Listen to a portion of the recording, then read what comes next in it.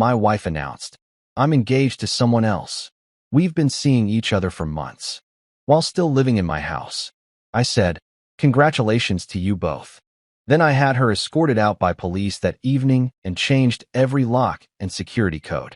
When her fiancé showed up demanding she be let back in. Look, I'm not the kind of guy who gets blindsided easily. My name's Graham Stone. I'm 39 years old. I've been a project director for the last 8 years, and I own a pretty decent 3-bedroom house in the suburbs with a mortgage I've been chipping away at like some kind of financial warrior. I've survived corporate restructuring, budget cuts that would make her accountant weep, and that one-time Jerry from accounting microwaved fish in the break room for 3 consecutive weeks. Point is, I've seen some things. I've handled some situations. I consider myself a reasonably competent adult human being who can navigate the choppy waters of modern existence without completely losing my mind. But apparently, all that experience, all that careful planning and risk assessment I do for a living, meant absolutely nothing when it came to preparing me for what happened that Thursday night.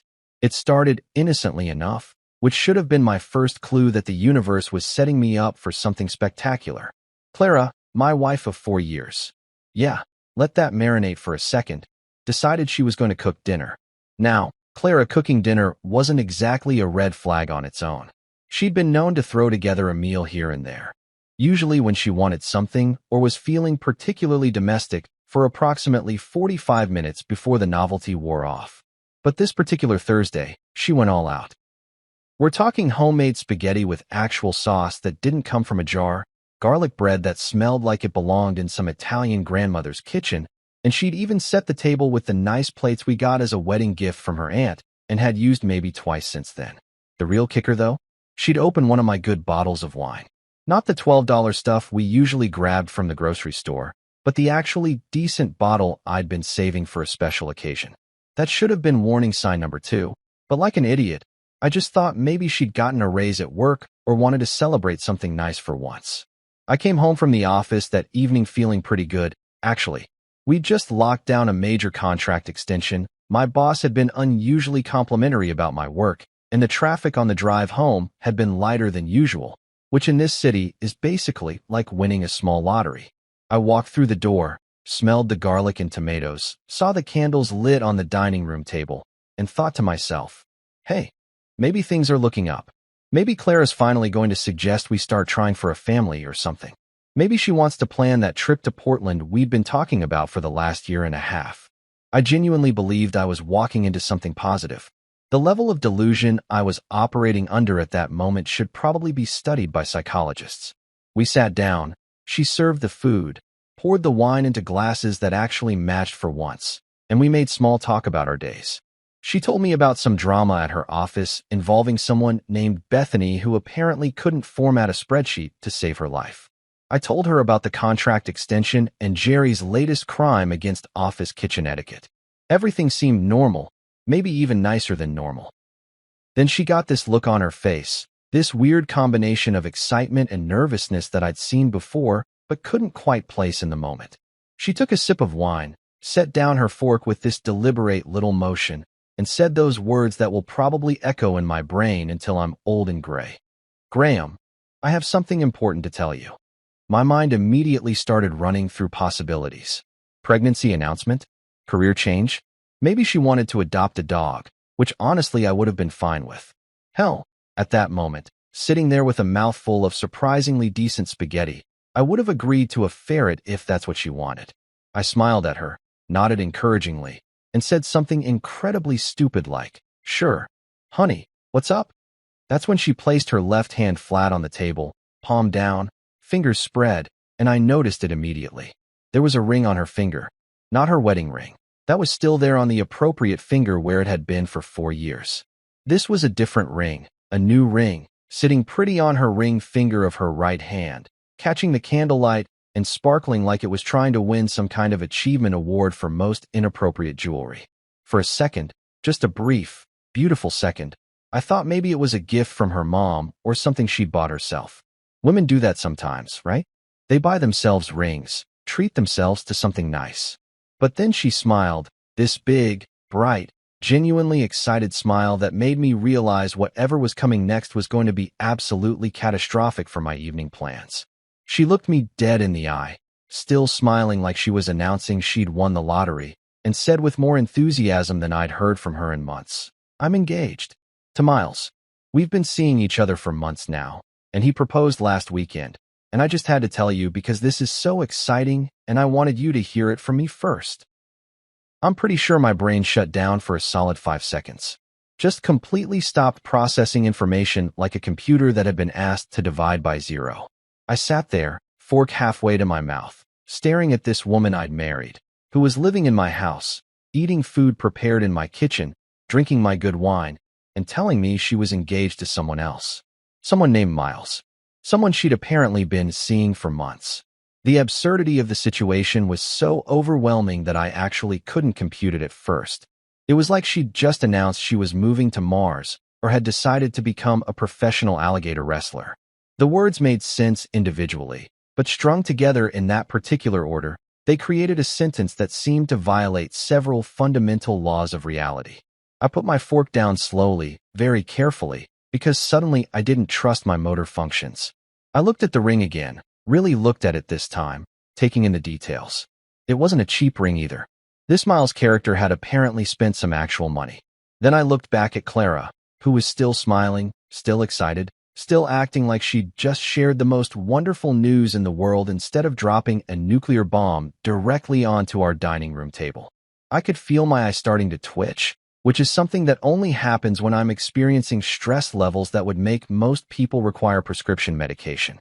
I took a slow breath, picked up my wine glass, took a sip that was definitely more of a gulp, and said with what I thought was remarkable composure, "You're engaged to someone else while still living in my house."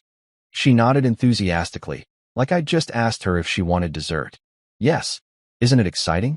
I know it's a lot to process, Graham, but Miles and I have really found something special, and I wanted to be honest with you about it.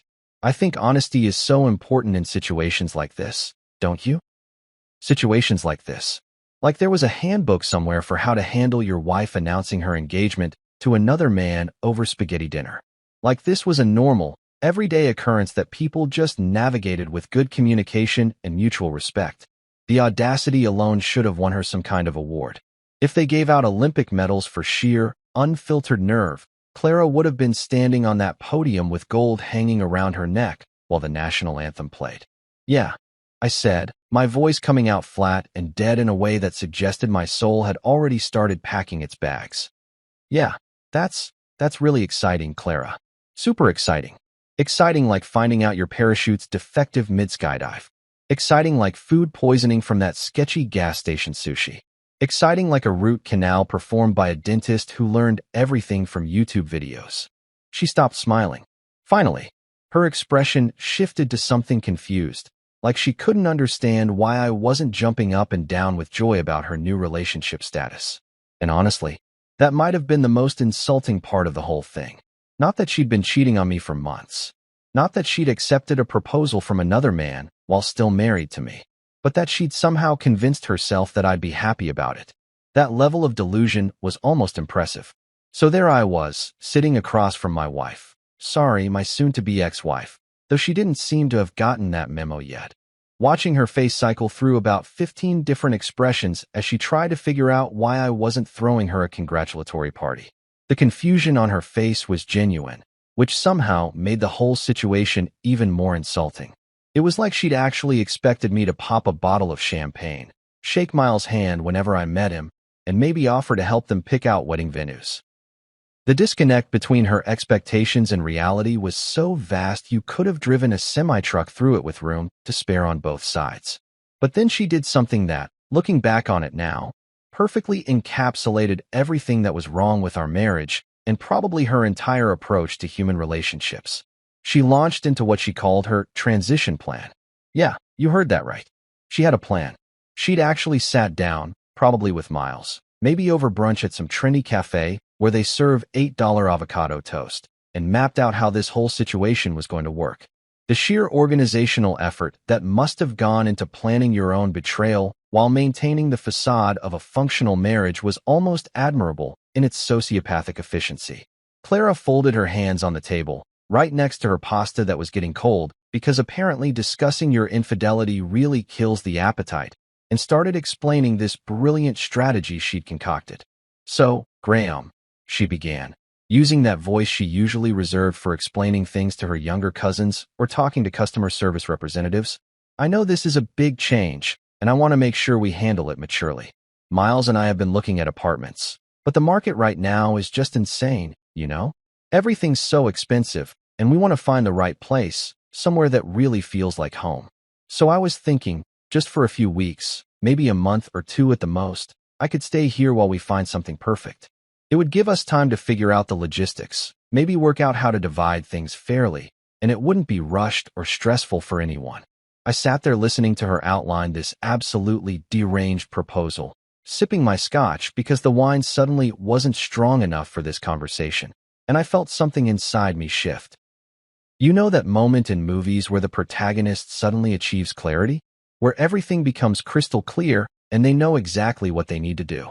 Yeah, it was like that, except instead of some profound spiritual awakening, I just realized I was done. Completely, utterly, irreversibly done with this nonsense. 4 years of marriage, and this was how it ended. With my wife asking if she could crash at my place while she apartment hunted with her new fiancé. The audacity had reached levels that shouldn't have been scientifically possible. I set down my glass with a gentle clink that seemed way too civilized for the moment, looked directly at Clara with what I hoped was my best poker face, and said in the calmest voice I could manage, "Congratulations to you both." Her face lit up immediately, like someone had flipped a switch. The relief that washed over her features was so profound it was almost comical. She actually let out this little laugh, this nervous giggle that suggested she'd been worried about my reaction, but now thought everything was going to be fine. "Oh, thank you, Graham. Thank you so much. I was really worried you might overreact or get emotional about this. I know it's unconventional, but I really appreciate you being so understanding about everything. This is why I always knew we could stay friends through this transition. You're being so mature about it." Mature. She thought I was being mature. Sweet, delusional Clara. I let her bask in that misunderstanding for exactly 3 more seconds before I continued. "You're welcome. Really. I'm happy for you. And to help you celebrate this exciting new chapter in your life, I think you should start packing. Tonight, actually. Like, right now would be great." The smile froze on her face like someone had hit pause on a video. Her eyes went wide, her mouth opened slightly, and I could practically see the gears in her brain grinding to a halt as she tried to process what I'd just said. "Wait, what?" "Graham, I just explained the plan. I need a few weeks, maybe 2 months at the most." "Yeah, I heard the plan," I interrupted, pouring myself another scotch because this conversation was going to require more alcohol than I'd initially anticipated. It was a fascinating plan, really creative, very detailed. I especially like the part where you get engaged to another man, and then ask your husband if you can keep living in his house rent-free while you search for the perfect love nest. That took some real imagination. But here's the thing, Clara, I have a different plan. My plan is simpler. It involves you packing your belongings, loading them into your car, and finding literally anywhere else to be that isn't here. Your parents' house, Miles' place, a hotel, a friend's couch, under a bridge. Honestly, I'm not picky about the destination as long as the journey starts immediately. Her face went from confused to shocked to angry in about 2 seconds flat. "You can't be serious right now. Graham, you can't just throw me out. I live here. This is my home too. And this, ladies and gentlemen, is where I got to deliver one of the most satisfying corrections of my entire life. Actually, Clara, this is my home. My name on the deed, my name on the mortgage, my money that made the down payment. You've been living here, sure, but let's not pretend you've been contributing to the property value. And here's the really important part. You just announced you're engaged to another man. You're not my wife anymore in any meaningful sense except the legal paperwork we're definitely going to be addressing very soon. You're essentially a guest who just announced she's moving out. So I'm simply expediting that process. Consider it my engagement gift to you and Miles. The gift of urgency." She stared at me like I'd just sprouted a second head that was speaking fluent Mandarin. "This is insane. You're being completely unreasonable. I need time to figure things out, to find a place, to organize my things. You can't just decide I have to leave right this second. But I absolutely could, and I was about to prove it. You're right that you need time to figure things out. I agreed, standing up from the table, because sitting down felt too passive for what needed to happen next. But you should have thought about that before you accepted another man's proposal while living under my roof. That was your moment to figure things out. That was your opportunity to plan ahead. Instead, you chose to drop this bomb over spaghetti and expect me to just roll with it. So yeah, we're upgrading your relationship status from married and living here to engaged to someone else and living literally anywhere else. That's when Clara made what I can only describe as a catastrophically bad decision. She grabbed her phone from the table, opened up the camera, pointed it at me, and started recording. Her voice took on this dramatic, victimized quality that would have been hilarious if it wasn't so pathetic. Everyone needs to see this. This is emotional abuse. My husband is throwing me out of my home with no warning, no consideration for my safety or well-being. This is what I've been dealing with for years. I looked at the camera, then at her, then back at the camera. And I waved. Just a friendly little wave, the kind you'd give to a neighbor across the street. Hi there, Internet. Make sure you tell them the whole story, sweetheart. Make sure you mention the engagement ring from your boyfriend, Miles. Make sure you tag the right husband in your post, the new one, not me. Her face turned an impressive shade of red that I didn't know human skin could achieve without some kind of medical intervention. She was sputtering, trying to come up with a response that would somehow make her look like the victim in this situation, when I pulled out my own phone and did something I never thought I'd have to do in my own home. I dialed 911. Clara's eyes went even wider, which I didn't think was physically possible at this point. What are you doing? You can't call the police. I haven't done anything illegal. And technically, she was right. Cheating on your spouse isn't illegal, just spectacularly crappy. But what I said next was completely accurate. Hello? Yes, I need police assistance for a domestic situation. I have someone in my home who I need to have removed. No, there's no violence, no threats, just someone who needs to understand that when you announce you're engaged to another man, you lose your housing privileges. The operator asked me to stay on the line, said officers would be there shortly, and suggested I wait outside if I felt unsafe. I almost laughed. Unsafe? The only thing I was in danger of was laughing so hard I'd pull a muscle. Clara had stopped recording and was now frantically texting, probably trying to get Miles to come rescue her or calling her friends to tell them what a monster I was being. And you know what? I didn't care. Not even a little bit. For the first time in probably years, I felt completely, absolutely, perfectly justified in my actions. She'd made her choice when she said yes to Miles. Now she was going to live with the consequences of that choice, just not in my house. The thing about calling the cops on your cheating wife is that it really puts a damper on the whole dinner ambience. The candles were still flickering on the table. The spaghetti was congealing into something that probably violated several health codes, and Clara was pacing back and forth in the living room like a caged animal who'd just realized the cage door was about to open in a very unfavorable direction. She kept alternating between texting furiously and shooting me these looks that I think were supposed to make me feel guilty, but honestly, just made me want to laugh. The Audacity Olympics were still in full swing, and she was apparently going for the gold in the category of most delusional response to consequences. I stepped outside to wait because being in the same room with her was starting to give me a headache that even the scotch couldn't fix. The night air was cool, clear, and blissfully free of women announcing their engagements to other men. I stood on my front porch, on my property, that I paid for, and waited for what I assumed would be the most awkward police interaction of my life. In my head, I was already running through how this conversation was going to go. Hi, officers. Yes, my wife is engaged to another man, and I'd like her to leave. It sounded insane even in my internal monologue. But hey, we were living in insane times. 2 squad cars pulled up about 12 minutes later, which honestly was pretty impressive response time for a non-emergency domestic call. 4 officers got out, 2 from each car, and they had that particular look that cops get when they're responding to what they assume is going to be a messy situation. The older one, probably mid-50s with gray hair and the kind of mustache that suggested he'd been on the force since before I was born, approached first. Evening, sir. You called about a domestic situation? His partner was younger, maybe late 20s, and had the expression of someone who'd already seen too much weird stuff tonight and was really hoping this wasn't going to add to the collection. I nodded and launched into the explanation I'd been rehearsing. Yes, officer. Here's the situation, and I know it's going to sound bizarre, but I promise you I'm completely sober and this is all real. My wife. Well, technically still my wife for now. Just announced during dinner that she's engaged to another man named Miles. She's been seeing him for months apparently. He proposed, she accepted, and then she asked if she could keep living here for a few weeks while they apartment hunt together. I declined that generous offer and asked her to leave. She refused. So here we are. The older cop's eyebrows went up so high they nearly disappeared into his hairline. The younger one actually let out a small snort that he tried to cover with a cough. Let me make sure I'm understanding this correctly, the older officer said slowly, like he was trying to make sure he'd heard me right. Your wife told you she's engaged to someone else, while you two are still married, and she wants to continue living in your house. I nodded. Yeah, that's the size of it. She called it a transition plan. I called it grounds for immediate eviction.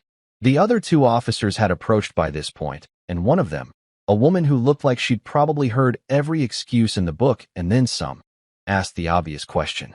And she's inside now. I confirmed she was, probably still texting her sob story to anyone who would listen.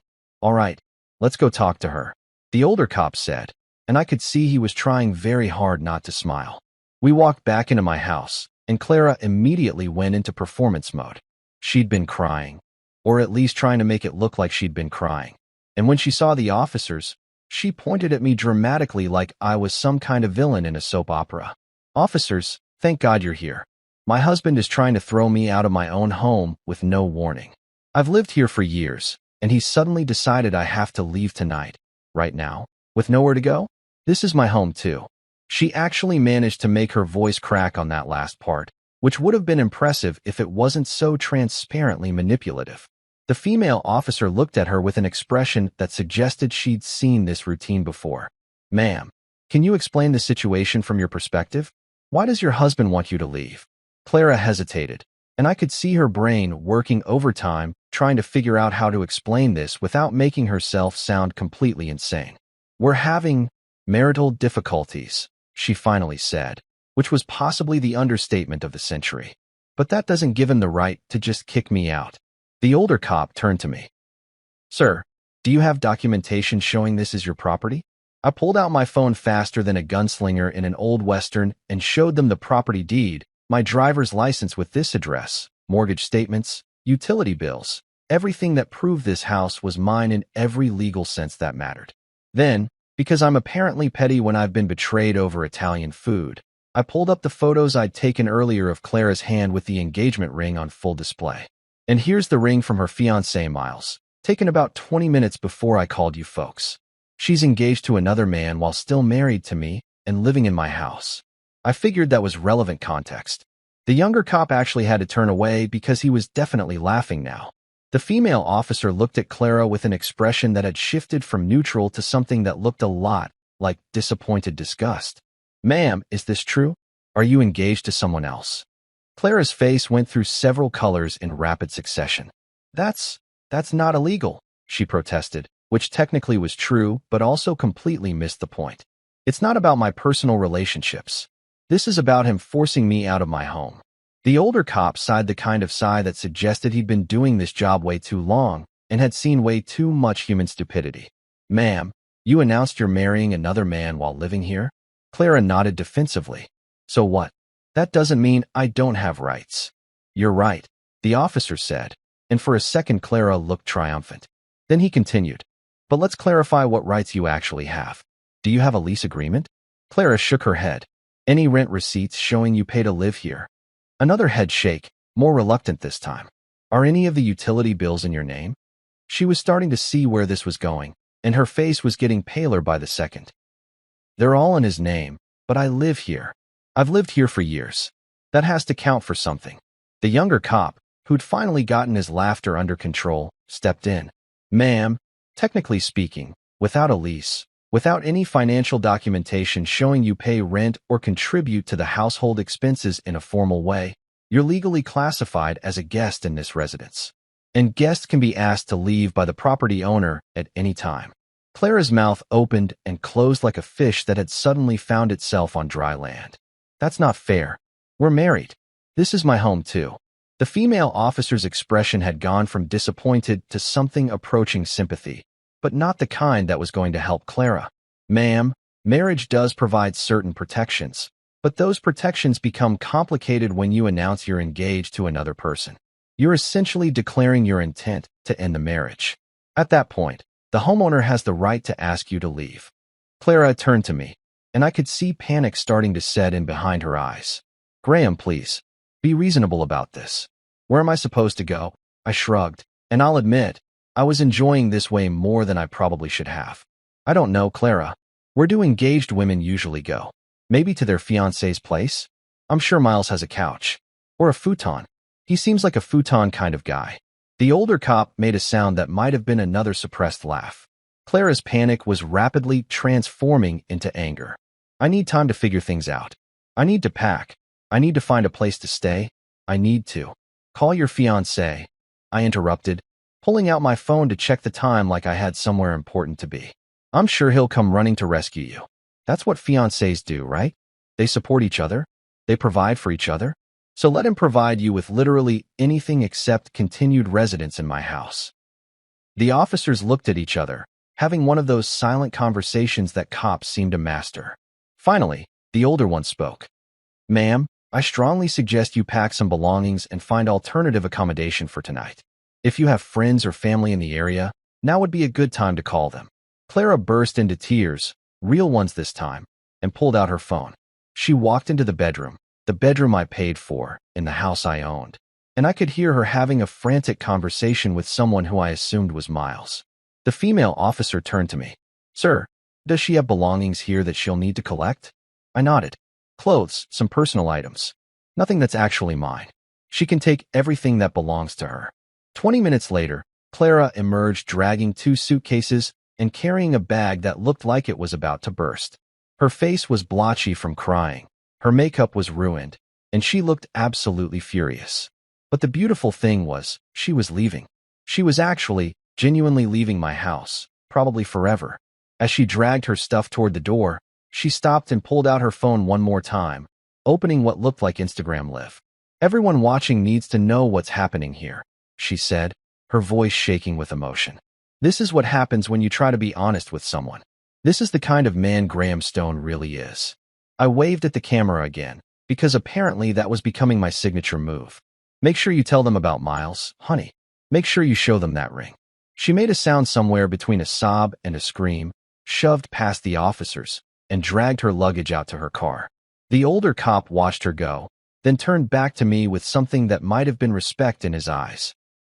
That's not illegal, but it's definitely dumb, he muttered, and I couldn't tell if he was talking about her announcing the engagement or her expecting to keep living here afterward. Probably both. As her car pulled out of the driveway, taillights disappearing down the street, the officer gave me one piece of advice that I'd already planned to follow. Change your locks tonight, son. People do stupid things when they're emotional. I smiled. Already scheduled. Locksmith's coming first thing tomorrow morning. I run on efficiency and caffeine, officer. He actually laughed at that, proper and genuine, and clapped me on the shoulder before heading back to his cruiser. I stood on my porch and watched them drive away, feeling lighter than I had in years. The house was quiet. The house was mine. And most importantly, the house was Clara-free. Best Thursday night I'd had in a long time. I woke up Friday morning feeling like a new man, which was weird considering I'd just had my marriage implode over pasta and witnessed my wife get escorted out by police while live streaming her victim narrative to the internet. But there's something about reclaiming your personal space from someone who'd been using it as a home base for their affair that just hits different. The bed felt bigger, the air felt cleaner, and for the first time in months, I didn't wake up with that vague sense of dread that something was wrong, but I couldn't quite figure out what. Turns out what was wrong was the cheating wife, and now that she was gone, everything felt weirdly right. That peaceful feeling lasted approximately 45 minutes, right up until I checked my phone and discovered I'd become the star of my own personal digital circus. 48 text messages, 22 missed calls, 17 voicemails that I absolutely was not going to listen to because life's too short for that kind of masochism. My phone had basically turned into a weapon of mass communication, and every single notification was someone who had an opinion about my life that I definitely didn't ask for. It was like opening Pandora's box, except instead of unleashing evil upon the world, I'd just unleashed the opinions of people who got all their information from Clara's carefully edited Instagram stories. The texts ranged from the sympathetic to the accusatory, with a whole lot of confused in between.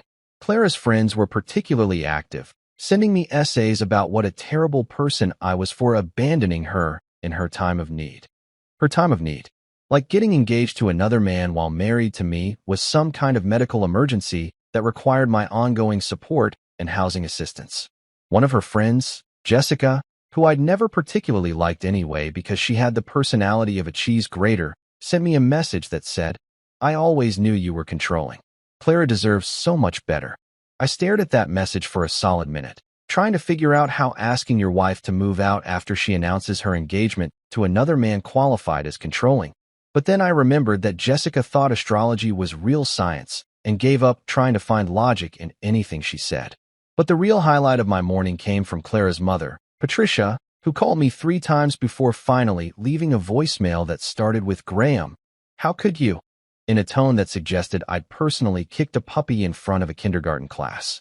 I called her back, not because I wanted to, but because Patricia had always been relatively reasonable, and I figured she deserved to hear the actual story rather than whatever heavily edited version Clara had fed her. The phone rang twice before she picked up, and I could already hear the judgment in her voice. "Graham, I cannot believe what Clara told me happened last night. Throwing her out of the house with nowhere to go. After everything you two have been through together."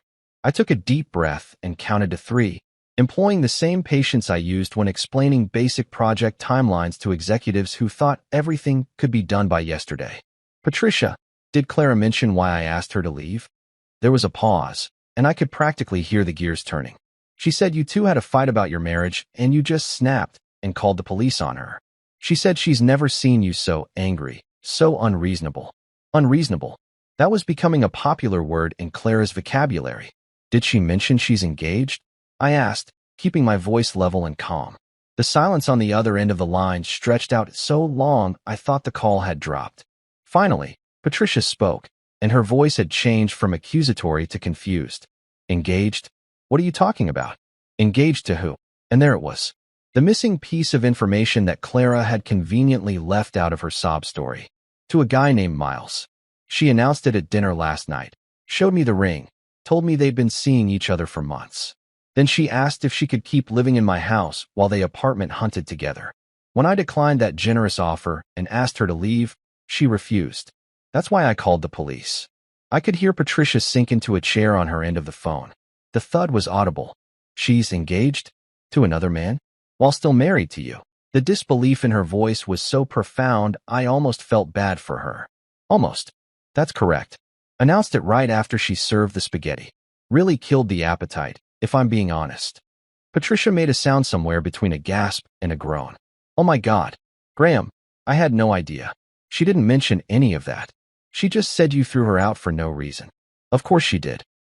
Because taking responsibility for her actions would require Clara to acknowledge that actions have consequences, and that seemed to be a concept she'd never quite grasped." "Yeah, well, now you know the whole story," I said, pouring myself coffee because this conversation was already exhausting and it wasn't even 9 in the morning yet. "I'm sorry you had to find out this way, Patricia, but I'm not going to apologize for asking my wife to leave after she announced she's marrying someone else. That seems like a pretty reasonable boundary to establish." Patricia was quiet for a moment, then said something that actually surprised me. "You're absolutely right. Graham, I'm so sorry. I should have known there was more to the story. Clara has always had a way of presenting things in the way that makes her look best." That was possibly the most diplomatic way I'd ever heard someone say their daughter was a pathological liar, but I appreciated the sentiment. We talked for a few more minutes, with Patricia apologizing profusely and me assuring her it wasn't her fault her daughter had made spectacularly bad life choices. By the time we hung up, I actually felt a little better. At least one person in Clara's family understood why I'd done what I'd done. That was something. But the real entertainment started around noon when I got a text from a number I didn't recognize. It took me a minute to figure out who it was, and then I saw the message and realized it was Miles. The fiancé himself. The homewrecker. The man who'd proposed to my wife and apparently thought that gave him some kind of moral high ground. His message read, "Bro, that was cold. You could have given her time. She's really upset and doesn't have anywhere to stay. You could have been more understanding about this whole situation." I stared at that message for a good 30 seconds, feeling my blood pressure rise with each word. Bro. He called me bro. This man who'd been sleeping with my wife, who'd proposed to her while she was still married to me, who'd helped her plan a transition that involved continuing to live in my house rent-free, had the absolute audacity to call me bro and lecture me about being understanding. The sheer nerve required to send that message should have been studied by scientists. It was like watching someone punch you in the face and then get mad that you didn't say thank you. My response was brief and to the point. Bro, you proposed to my wife while she lived in my house. You don't get to have opinions about how I handle the aftermath. Take your concern and your fiancé and go cry about it literally anywhere else. I hit send before I could second-guess myself, then immediately blocked his number because I didn't need that kind of negativity in my life. If he wanted to communicate further, he could do it through lawyers like a normal person going through a divorce. But wait, there's more. Because apparently Friday was destined to be the day everyone wanted to share their unsolicited opinions about my life. By early afternoon, Clara had posted on Facebook, because of course she had, about escaping a toxic man and finally finding real love after years of emotional manipulation. The post had a photo of her and Miles looking couple-y and happy, both of them smiling at the camera like they'd just won something instead of destroying a marriage. The caption talked about new beginnings and not letting anyone dim your light, and a bunch of other inspirational quote nonsense that sounded like it came from a motivation poster in a corporate bathroom. The comments section was a battlefield. Clara's friends were all posting heart emojis and messages of support, telling her how brave she was and how she deserved happiness. But then there were other people who apparently knew both of us or had figured out what actually happened, who were calling her out. Someone named David, who I vaguely remembered as a co-worker of hers, commented, "Wait, aren't you still married to Graham?" Confused about the timeline. Every reasonable part of my brain was someone I didn't know at all. Just ignore it. To take the high road while married, to let her embarrass herself without my input. I knew I shouldn't engage. But you know what? I'd been taking the high road for years, and where had it gotten me? Cheated on and served engagement news with my own wine. So I did something I normally would never do. I commented, just once, just one single comment that said, "You announced your engagement over dinner. I merely offered dessert, called justice a la mode." The response was immediate and glorious. Within minutes, that comment had dozens of likes. People were sharing it, quoting it, turning it into the kind of social media moment that takes on a life of its own. Someone replied with "savage" in all caps. Another person wrote, "This man woke up and chose violence." My personal favorite was someone who said, "Justice a la mode, I'm deceased." Even some of Clara's friends seemed to pause and reconsider their support, probably realizing there was more to the story than her carefully curated victim narrative. Clara, naturally, deleted the entire post within an hour, but the internet is forever and screenshots are free. Multiple people had already captured it, and I saw it circulating on Twitter by late afternoon with captions like, "Man serves cold revenge," and "When keeping it real goes wrong." My comment specifically got over 4,000 likes on various platforms, which was more social media engagement than I'd gotten in my entire life combined. Apparently, people really appreciated a good comeback when they saw one, especially when it came with the kind of context that made it clear who the actual villain was in this situation. By the time evening rolled around, my phone had finally started to calm down. The text messages slowed to a trickle, most of them now from people I actually liked who were checking to make sure I was okay and offering support. A few of my buddies from work sent messages ranging from, "Dude, saw what happened, you okay?" to "Holy shit, man, your comment is legendary." My best friend Marcus called me directly and said, "I always knew Clara was sketchy, but damn, this is next level. You need anything? Beer? Help moving her stuff to the curb? Someone to help you change the locks?" I assured him I had it handled, but I appreciated the offer. As I sat on my couch that evening, scrolling through the aftermath of what would probably be remembered as the wildest Friday I'd had in years, I felt something unexpected. Not anger, not sadness, not even really satisfaction. Just relief. Pure, simple, uncomplicated relief. Clara was gone. Her stuff was gone. Her drama was becoming someone else's problem. And I had my house, my peace, and apparently a viral social media moment that would probably outlive us all. Things were looking up. Saturday evening rolled around with the kind of peaceful quiet I'd almost forgotten existed. I'd spent most of the day doing absolutely nothing productive and loving every minute of it. No drama, no phone calls from people demanding explanations, no live-streamed betrayals over Italian food. Just me, my couch, a beer that I didn't have to share, and a baseball game on TV that nobody was complaining about. It was domestic bliss in its purest form, and I was soaking it in like a man who'd just discovered what happiness actually felt like after years of thinking mild dissatisfaction was just the natural state of marriage. I was halfway through my second beer. The Yankees were up by 3 in the 7th inning, and I was contemplating ordering pizza for dinner when someone knocked on my door. Not a friendly knock either. This was an aggressive, demanding knock that suggested whoever was on the other side had an agenda and possibly an attitude problem. My first thought was that Clara had come back for round 2, maybe with reinforcements this time. My second thought was that I really should have installed that Ring doorbell I'd been thinking about. But my third thought, the one that actually got me off the couch, was that whoever it was could knock all they wanted because this was my house, and I had the legal right to tell them to pound sand. I looked through the peephole and saw exactly what I'd been expecting ever since Clara mentioned his name over dinner on Thursday night. Miles, the fiancé himself, the homewrecker in human form. And he wasn't alone. He'd brought what looked like 2 of his buddies with him, because apparently confronting your girlfriend's husband requires backup. They were standing on my porch like some kind of discount Avengers team, all wearing expressions that suggested they thought they were about to accomplish something meaningful instead of making complete fools of themselves. Miles was exactly what I'd imagined based purely on the kind of guy who would propose to someone else's wife.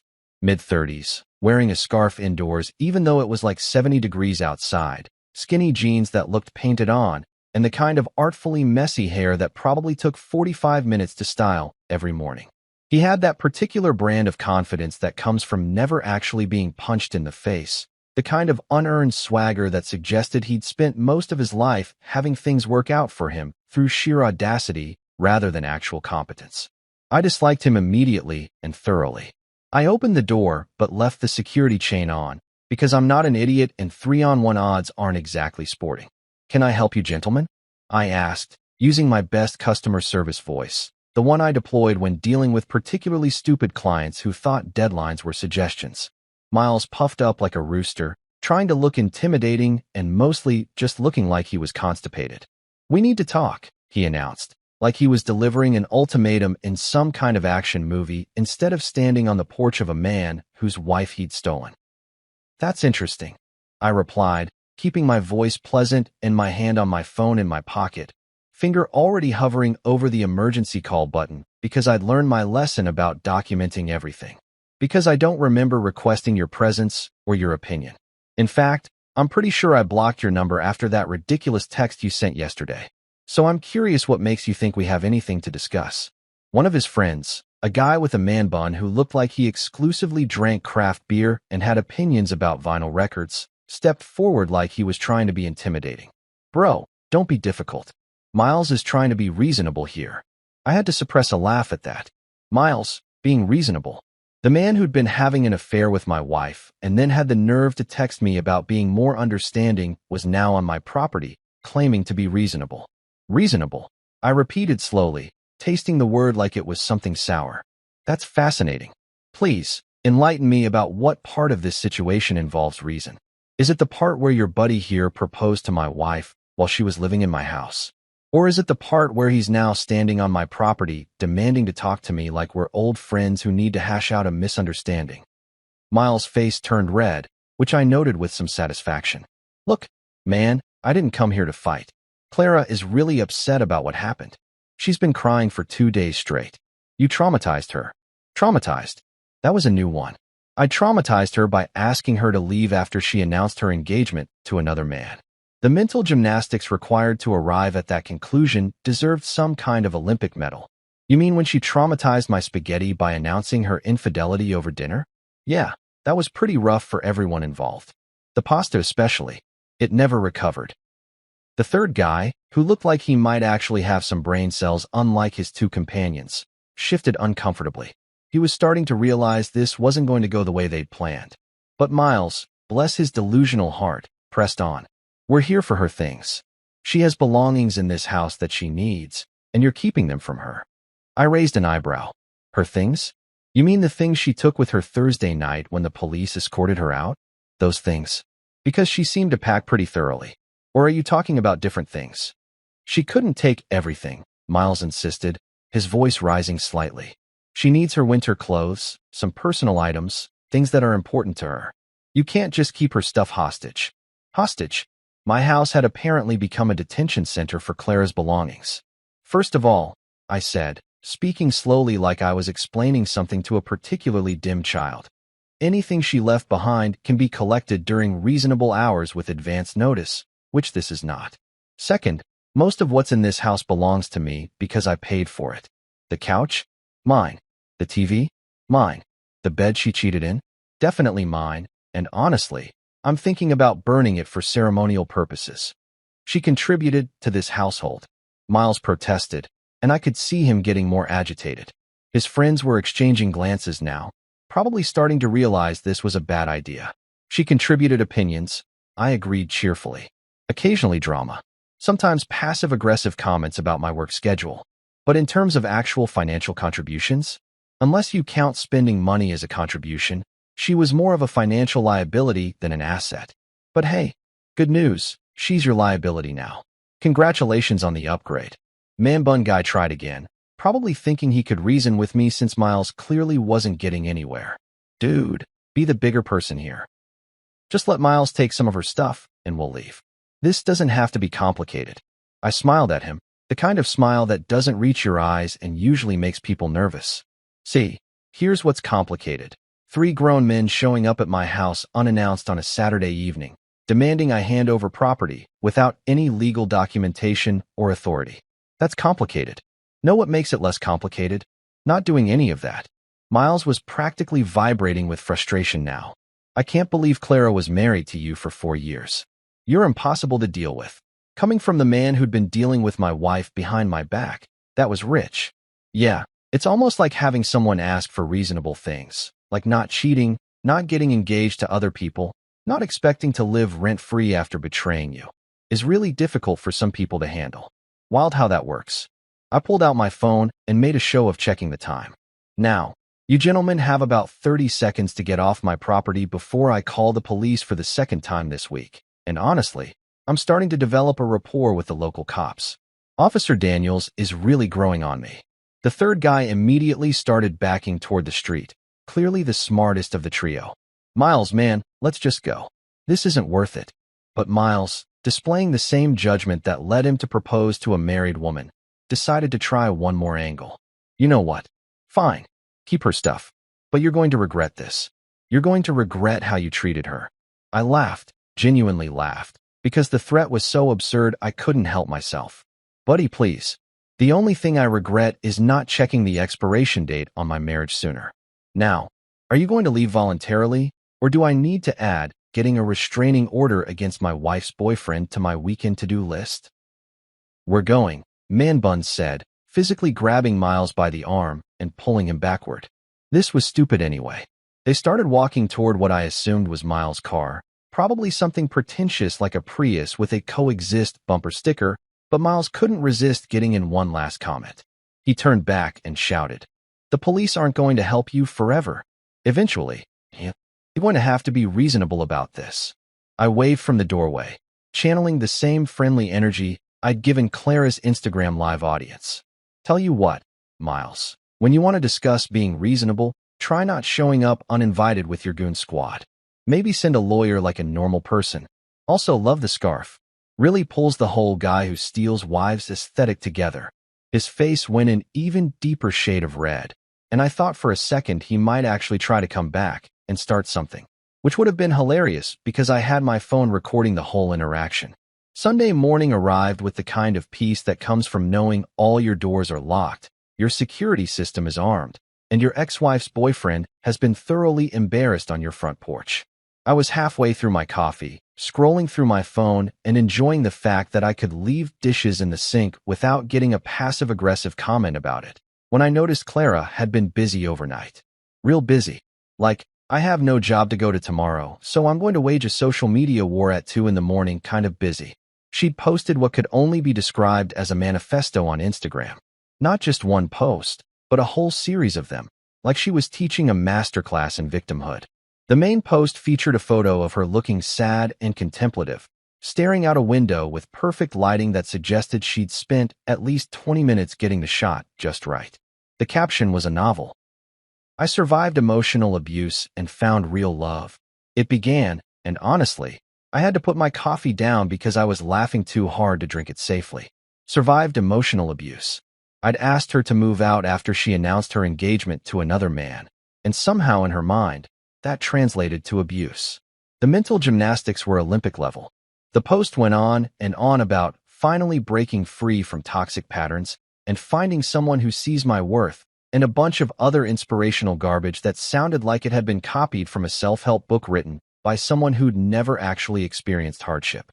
She talked about years of being controlled and walking on eggshells in our marriage, which was fascinating because I distinctly remembered her doing whatever she wanted whenever she wanted, including apparently sleeping with Miles for months without any interference from me. If that was control, I was doing it spectacularly wrong. The comments section was full of her friends posting heart emojis and messages like, "You're so brave," and "You deserve all the happiness," and "He never deserved you anyway."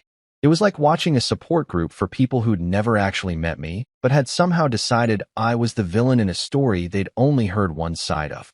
Jessica, the astrology friend who thought Mercury retrograde was responsible for all her problems, commented, "I'm so proud of you for leaving that toxic situation," which was hilarious considering Clara hadn't left. She'd been asked to leave after announcing her engagement to another man. Details, apparently, were optional. But here's the thing about social media. It's all fun and games until someone brings receipts. And sweetheart, I had receipts like a CVS register. I'd spent a good portion of Saturday evening, after Miles and his discount Avengers had left, organizing documentation. Screenshots of text messages, Venmo requests, bank statements, Amazon order histories. All the boring financial stuff that tells the real story of who contributed what to our marriage. So I did what any reasonable person would do when facing a smear campaign. I posted my own Instagram story, just a simple series of screenshots with minimal commentary, because the evidence spoke for itself. First up, Clara's Venmo requests to me over the past year. Hundreds of dollars for groceries that somehow never materialized into actual food in our fridge. Money for gas when she barely drove anywhere. Requests for essentials that turned out to be designer candles and throw pillows. My favorite was a request from 2 weeks ago for $85 labeled our anniversary dinner that I'd apparently funded even though our anniversary wasn't for another 3 months. Every single request had been approved and paid by me, because that's what I did. I paid for everything while she contributed what she called emotional labor, which apparently meant complaining about my work schedule and occasionally burning toast. Next, text messages from literally last week where she'd signed off with "Love you, hubby," and "Can't wait for dinner tonight, babe." These were from 3 days before she announced her engagement, which suggested either she had incredibly fast-moving feelings or, more likely, she'd been lying to my face while planning her exit strategy. I included a screenshot from last Tuesday where she'd asked me to pick up her dry cleaning and ended the message with a heart emoji. She'd literally used my money to buy decorations for her engagement party to another man. You can't make this stuff up. It was so absurd, so perfectly encapsulating everything wrong with the situation that I almost had to admire the audacity. Almost. I posted all of it with one simple caption. Context matters. That was it. No lengthy explanation, no emotional appeals, no trying to make myself look like a victim. Just the facts, ma'am, laid out in easy-to-read screenshots that told the story way better than any amount of inspirational word salad ever could. Within an hour, the internet had rendered its verdict, and it was unanimous. Clara had taken an L so massive it needed its own zip code. The comments started rolling in immediately, and they were glorious. "Wait, she used your money for her engagement party to another man?" wrote someone I didn't even know. Another comment read, "Emotional abuse is when you pay for everything and then ask someone to leave after they cheat? Girl, that's not abuse, That's called consequences. Even some of Clara's friends had apparently seen enough evidence to reconsider their support. One of them, someone named Michelle who I vaguely remembered from a dinner party 2 years ago, commented, "Okay, there's definitely more to this story than we were told." My personal favorite comment came from a complete stranger who wrote, "Imagine cheating, getting engaged to your side piece, asking your husband to keep funding your life, and then calling him abusive when he says no. The audacity is astronomical." That comment got over 1,000 likes and was shared to Twitter, where it got even more traction. Another gem. She really bought engagement party supplies with his Amazon account. That's the toxic behavior here. Someone else wrote, "This man really said, 'Here are the receipts,' and meant it literally." The internet, for all its flaws, really does appreciate a good takedown when it's backed by evidence. Clara's support system started crumbling faster than a sandcastle at high tide. The heart emojis stopped. The "You're so brave" comments dried up. Her original posts started getting different kinds of attention. People asking pointed questions like, "Did you tell them you were engaged to someone else when you posted about abuse? And were you using his money while seeing Miles?" Jessica even deleted her supportive comment, which I noticed because I'd screenshotted earlier. The astrology apparently couldn't save her from basic pattern recognition. By mid-afternoon, Clara had deleted her entire post, all the stories, everything. Just wiped her Instagram clean like it never happened. But the internet, beautiful, eternal internet, never forgets. People had screenshot everything. The whole saga was circulating on Twitter, Facebook, Reddit, everywhere. Someone had even made a TikTok about it with dramatic music, reading the screenshots out loud. It had 100,000 views. I was trending, sort of, in the most bizarre way possible. Even Clara's cousin, who I'd always actually liked during family gatherings because she was one of the few people in that family with common sense, commented on one of the circulating screenshots. "Girl, this ain't it. This ain't it at all." That comment alone probably hurt worse than anything else, because family turning on you in public is a special kind of mortifying. But honestly, she'd earned it. Every bit of public embarrassment, every deleted comment, every person who suddenly realized they'd been supporting the wrong side of this story, she'd earned all of it by thinking she could control the narrative without anyone fact-checking her version of events. I sat back, finished my coffee, and watched the internet do what it does best: hold people accountable with ruthless efficiency and zero mercy. Monday morning came with a realization that made my coffee taste even better than usual. You know that silver SUV Clara had been driving around for the past 2 years? The one she'd been posting pictures with, using for her grocery runs, taking to visit Miles, and generally treating like it was her personal property? Yeah, that was mine. Fully, completely, legally mine. I'd bought it, my name was on the title, I'd been making the payments, and the insurance came straight out of my bank account every month. She'd been telling everyone it was a gift from me, which was technically true in the same way that letting your wife use your car during a marriage is a gift.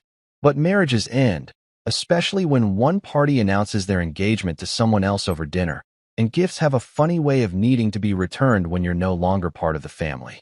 I'd actually forgotten about the car situation until Saturday night, after Miles and his buddies had left, and I was doing my mental inventory of everything that needed to be handled in the divorce proceedings. The car popped into my head, and I literally laughed out loud. She'd taken it when she left Thursday night, loaded her suitcases into my vehicle, and driven off to wherever she was staying now, probably Miles' place, or her parents' house, or maybe she was living in the damn car for all I knew.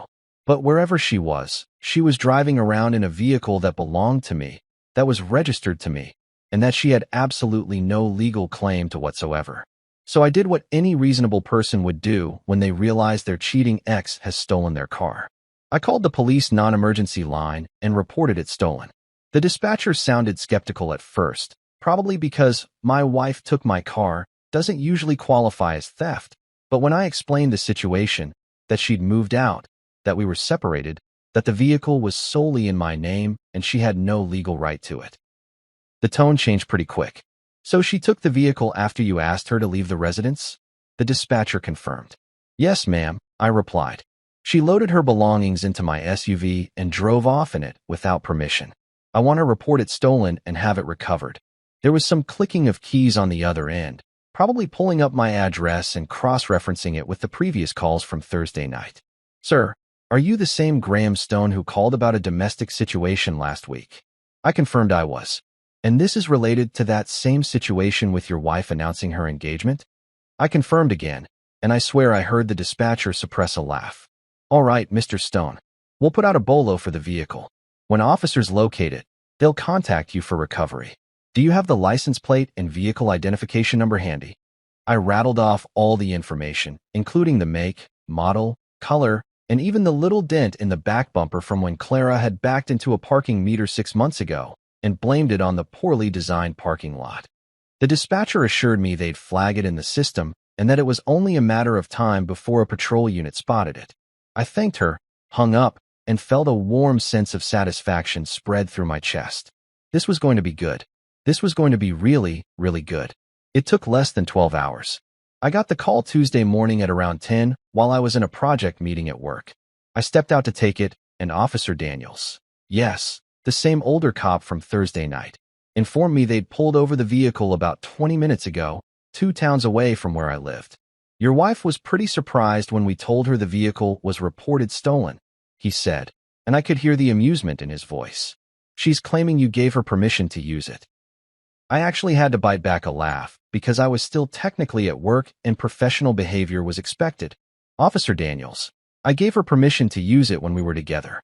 We're not together anymore. She announced her engagement to another man, moved out of my house, and took my car without asking. That's not permission, that's theft.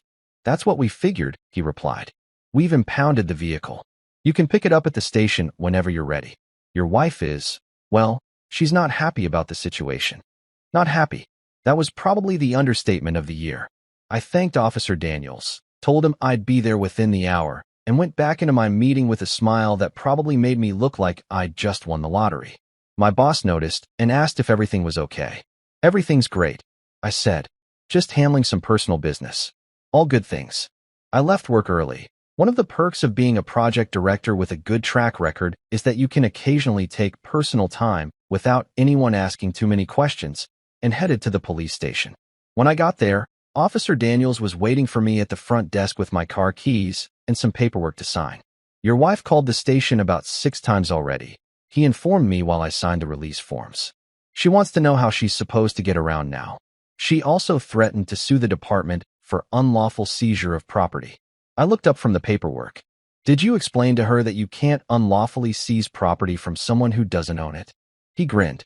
We did. Multiple times. She's having trouble with that concept.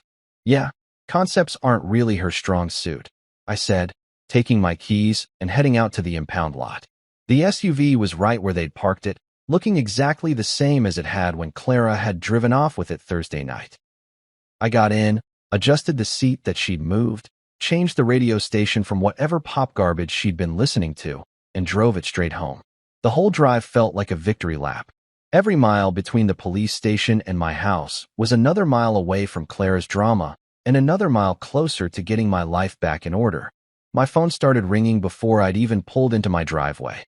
Clara's number, which I still hadn't blocked because I figured I'd need to maintain some form of communication for the divorce proceedings. I let it go to voicemail. It rang again immediately. Voicemail again.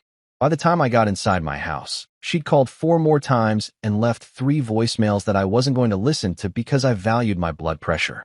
Then the texts started coming through, and these I did read because they were absolutely golden. You reported my car stolen? Was the first one, and I appreciated the use of all caps and the exclamation point because it really conveyed the appropriate level of outrage. How am I supposed to get to work? How am I supposed to get anywhere? This is insane. Another message. The police pulled me over and impounded the car. Do you have any idea how embarrassing that was? People saw, and then my favorite. You let me use that car when we were together. You can't just take it back. That's not how it works. I sat down on my couch, cracked open a beer even though it was only 2 in the afternoon because some occasions call for day drinking, and typed out my response. Correction, I reported my car that you took without permission after moving out. The car is registered in my name, paid for with my money, and insured on my policy. You had permission to use it when you were my wife. Now you're engaged to Miles. Let Miles Uber you to forever. I hit send and immediately blocked her number because I was done with that particular conversation. She paid $81 for a ride home that day. I know because Miles posted about it on Facebook, complaining about abusive behavior and financial manipulation and how they'd had to pay for an expensive rideshare because I'd illegally taken back my own car. The comments section roasted him alive. Someone wrote, "Dude, it's his car. What part of this is illegal?" Another person commented, "Maybe you should buy your fiancée her own car instead of complaining that her ex-husband wants his back." My favorite response came from someone who wrote, "This is what happens when you propose to someone else's wife. Play stupid games, win stupid prizes." In this case, the prize is an $81 Uber ride. I slept like a baby that night, like a man whose gas tank was finally safe, whose property was secure, and whose ex-wife was officially someone else's transportation problem. 3 days later, I learned that Miles and Clara were apparently not the type to learn from their mistakes. You'd think after getting kicked out by police, losing a social media battle, and having a car impounded, they might take the hint that continuing to escalate this situation was a bad idea. But no, these two had the survival instincts of lemmings running toward a cliff, and Wednesday night proved they were committed to following through on their terrible decision-making all the way to the bottom. It was around 9 in the evening. I was watching some nature documentary about penguins because my life had reached a level of peace where I could actually enjoy educational programming without someone complaining about it, when I heard it. Banging. Loud, aggressive banging on my front door that made it sound like someone was trying to break through using nothing but their fists and misplaced confidence. My first thought was that maybe it was an emergency, maybe a neighbor needed help. My second thought, the more accurate one, was that Miles had returned with reinforcements and a complete lack of common sense. I checked my new Ring doorbell camera. Thank God I'd installed that thing. And sure enough, there they were. Miles and 3 of his friends, standing on my porch like the world's least threatening mob.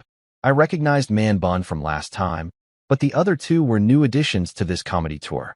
One of them looked like he'd wandered off from a gym Instagram photo shoot, all muscles and tank top despite it being evening in October. The other one had the general appearance of someone who'd gotten lost on the way to a craft brewery and somehow ended up here instead.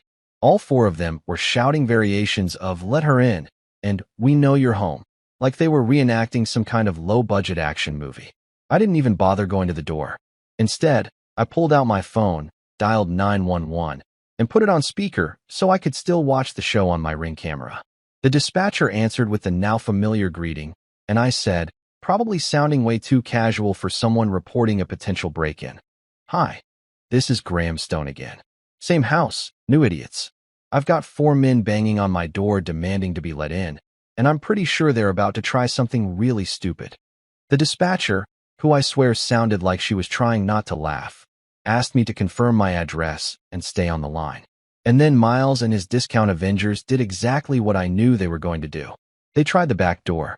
I watched on my security cameras as they walked around the side of my house, Man Bun leading the way like some kind of terrible scout, and headed straight for my back patio. The camera caught everything in beautiful 4K HDR quality.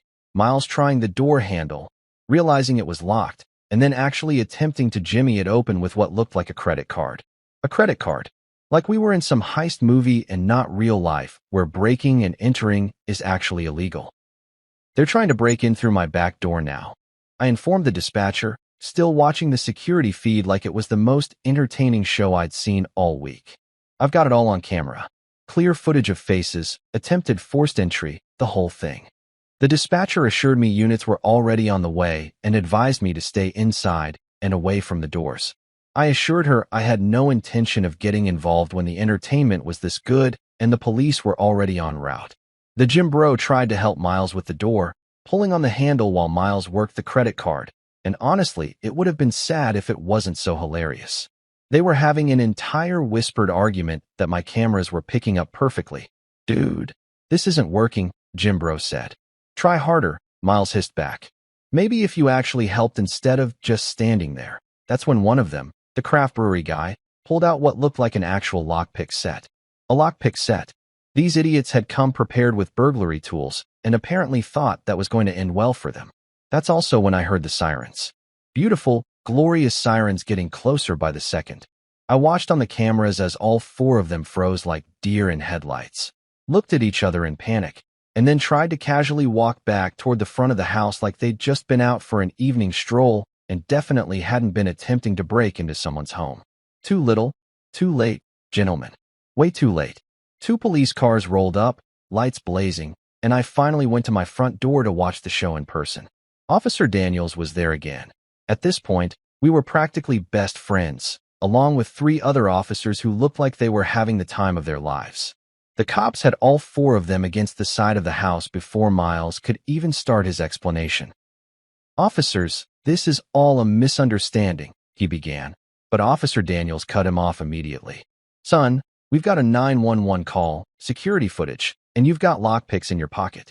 What exactly do you think you're misunderstanding?"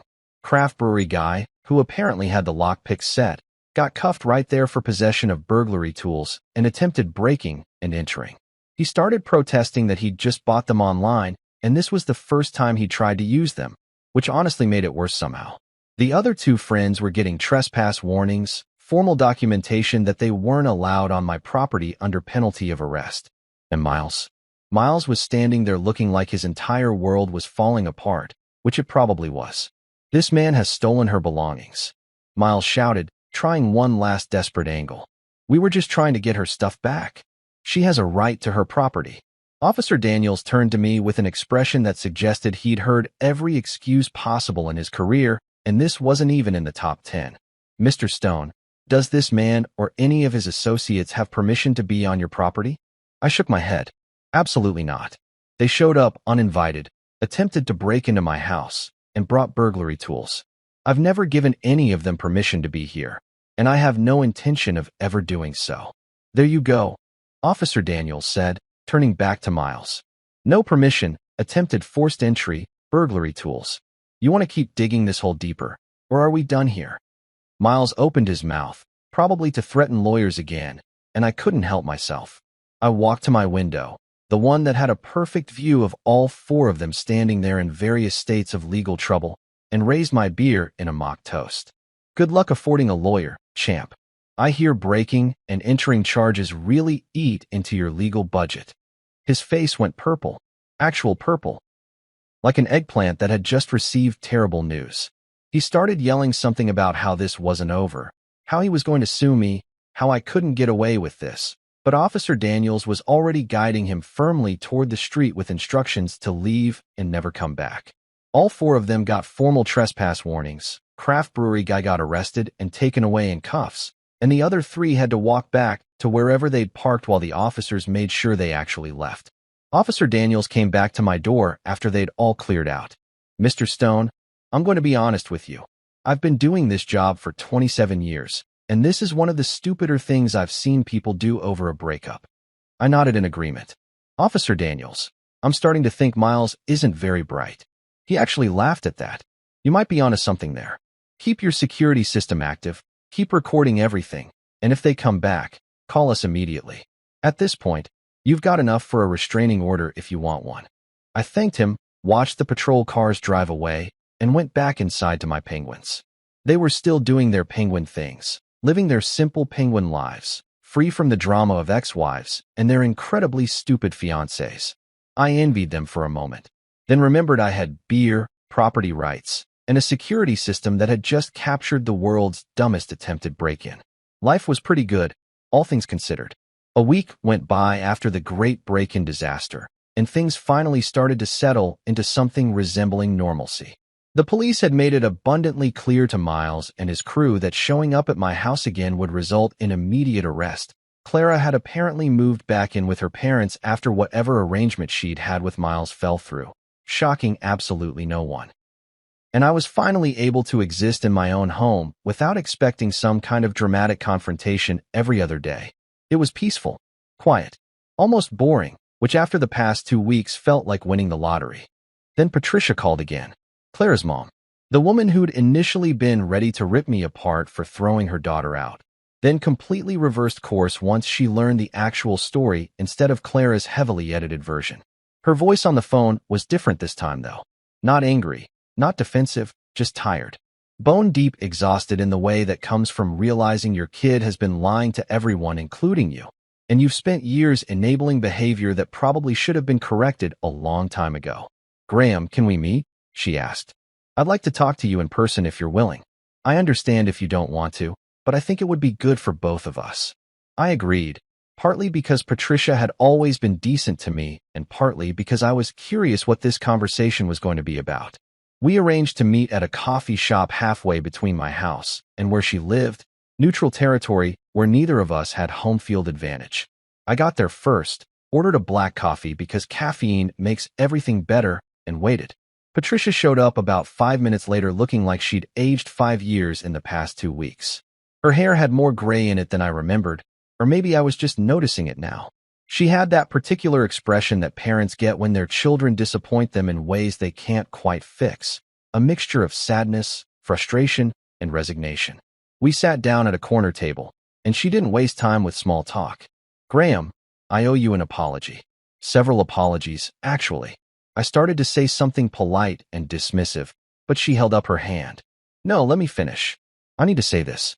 Clara has been lying to all of us. Me, her father, her siblings, her friends. She told us you two had been separated for months, that you'd agreed to see other people, that you'd been emotionally distant, and she'd tried everything to save the marriage. She painted this picture of you as this cold, absent husband who didn't care about her anymore. And we believed her, because she's our daughter and you're supposed to believe your children when they come to you with problems. She pulled out her phone and started scrolling through something. Then I started asking questions. Real questions, not just accepting her version of events. I talked to her sister, who mentioned seeing social media posts of you two together just a few weeks ago looking perfectly happy. I looked at her Facebook and saw a post from a month ago where she was talking about date night with my amazing husband. I found text messages on the family phone plan. Yes, I looked, and I don't care if that's invasive at this point, where she was telling you she loved you the same week she was apparently planning this engagement announcement. Everything was a lie, Graham. All of it. I nodded slowly, sipping my coffee and not sure what to say.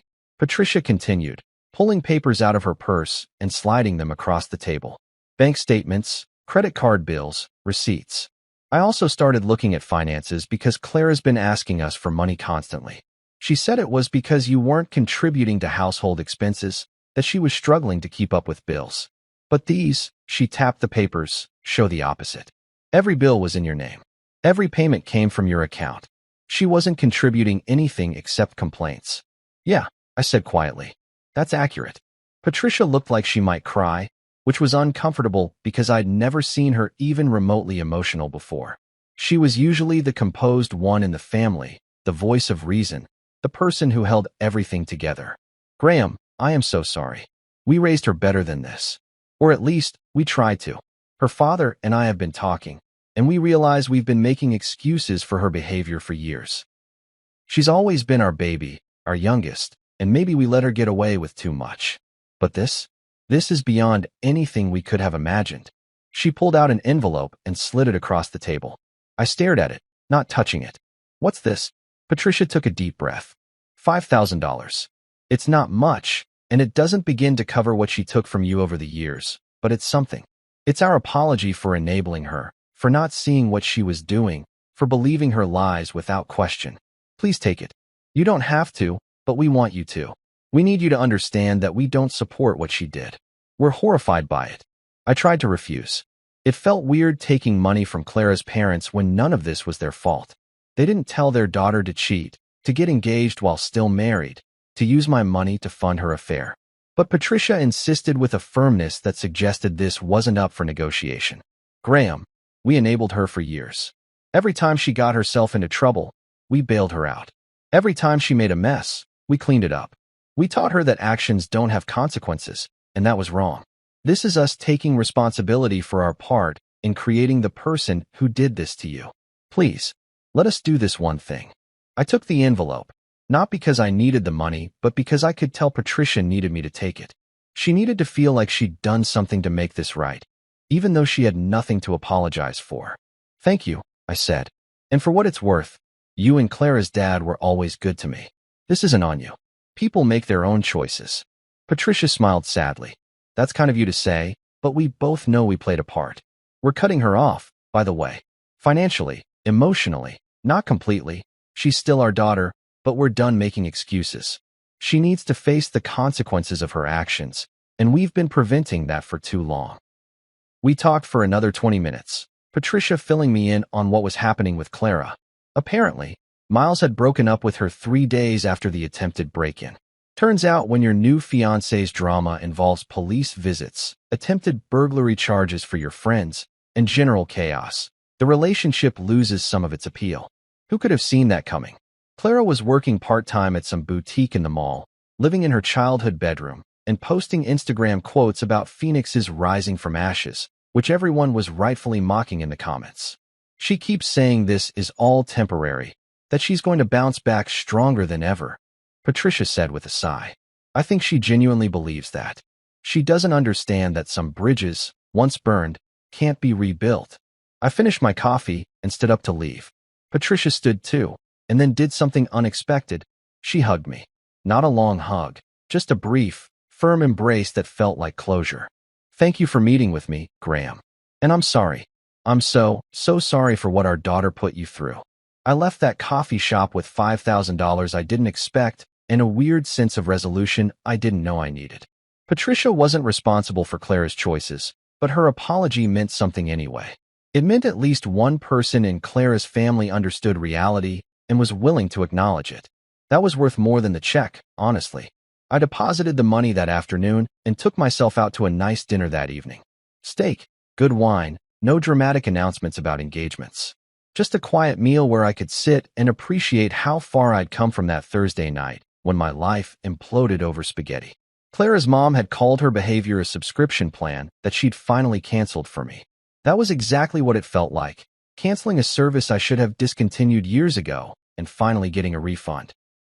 3 months later, and I was living a life I didn't even know was possible back when Clara was announcing her engagement over my good wine. It's funny how quickly things can change when you remove the source of chaos from your environment.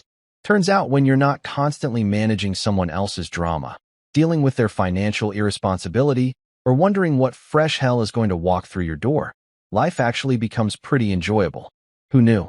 Clara, from what I'd heard through the grapevine, because people love updating you on your ex's misfortunes, and honestly, I wasn't going to stop them, was still living with her parents in her childhood bedroom, surrounded by participation trophies and yearbooks from high school. She'd kept the part-time job at the boutique, which apparently paid just enough to cover her phone bill and her Starbucks addiction, but not much else. Her Instagram had transformed into this bizarre museum of inspirational quotes about strength and resilience.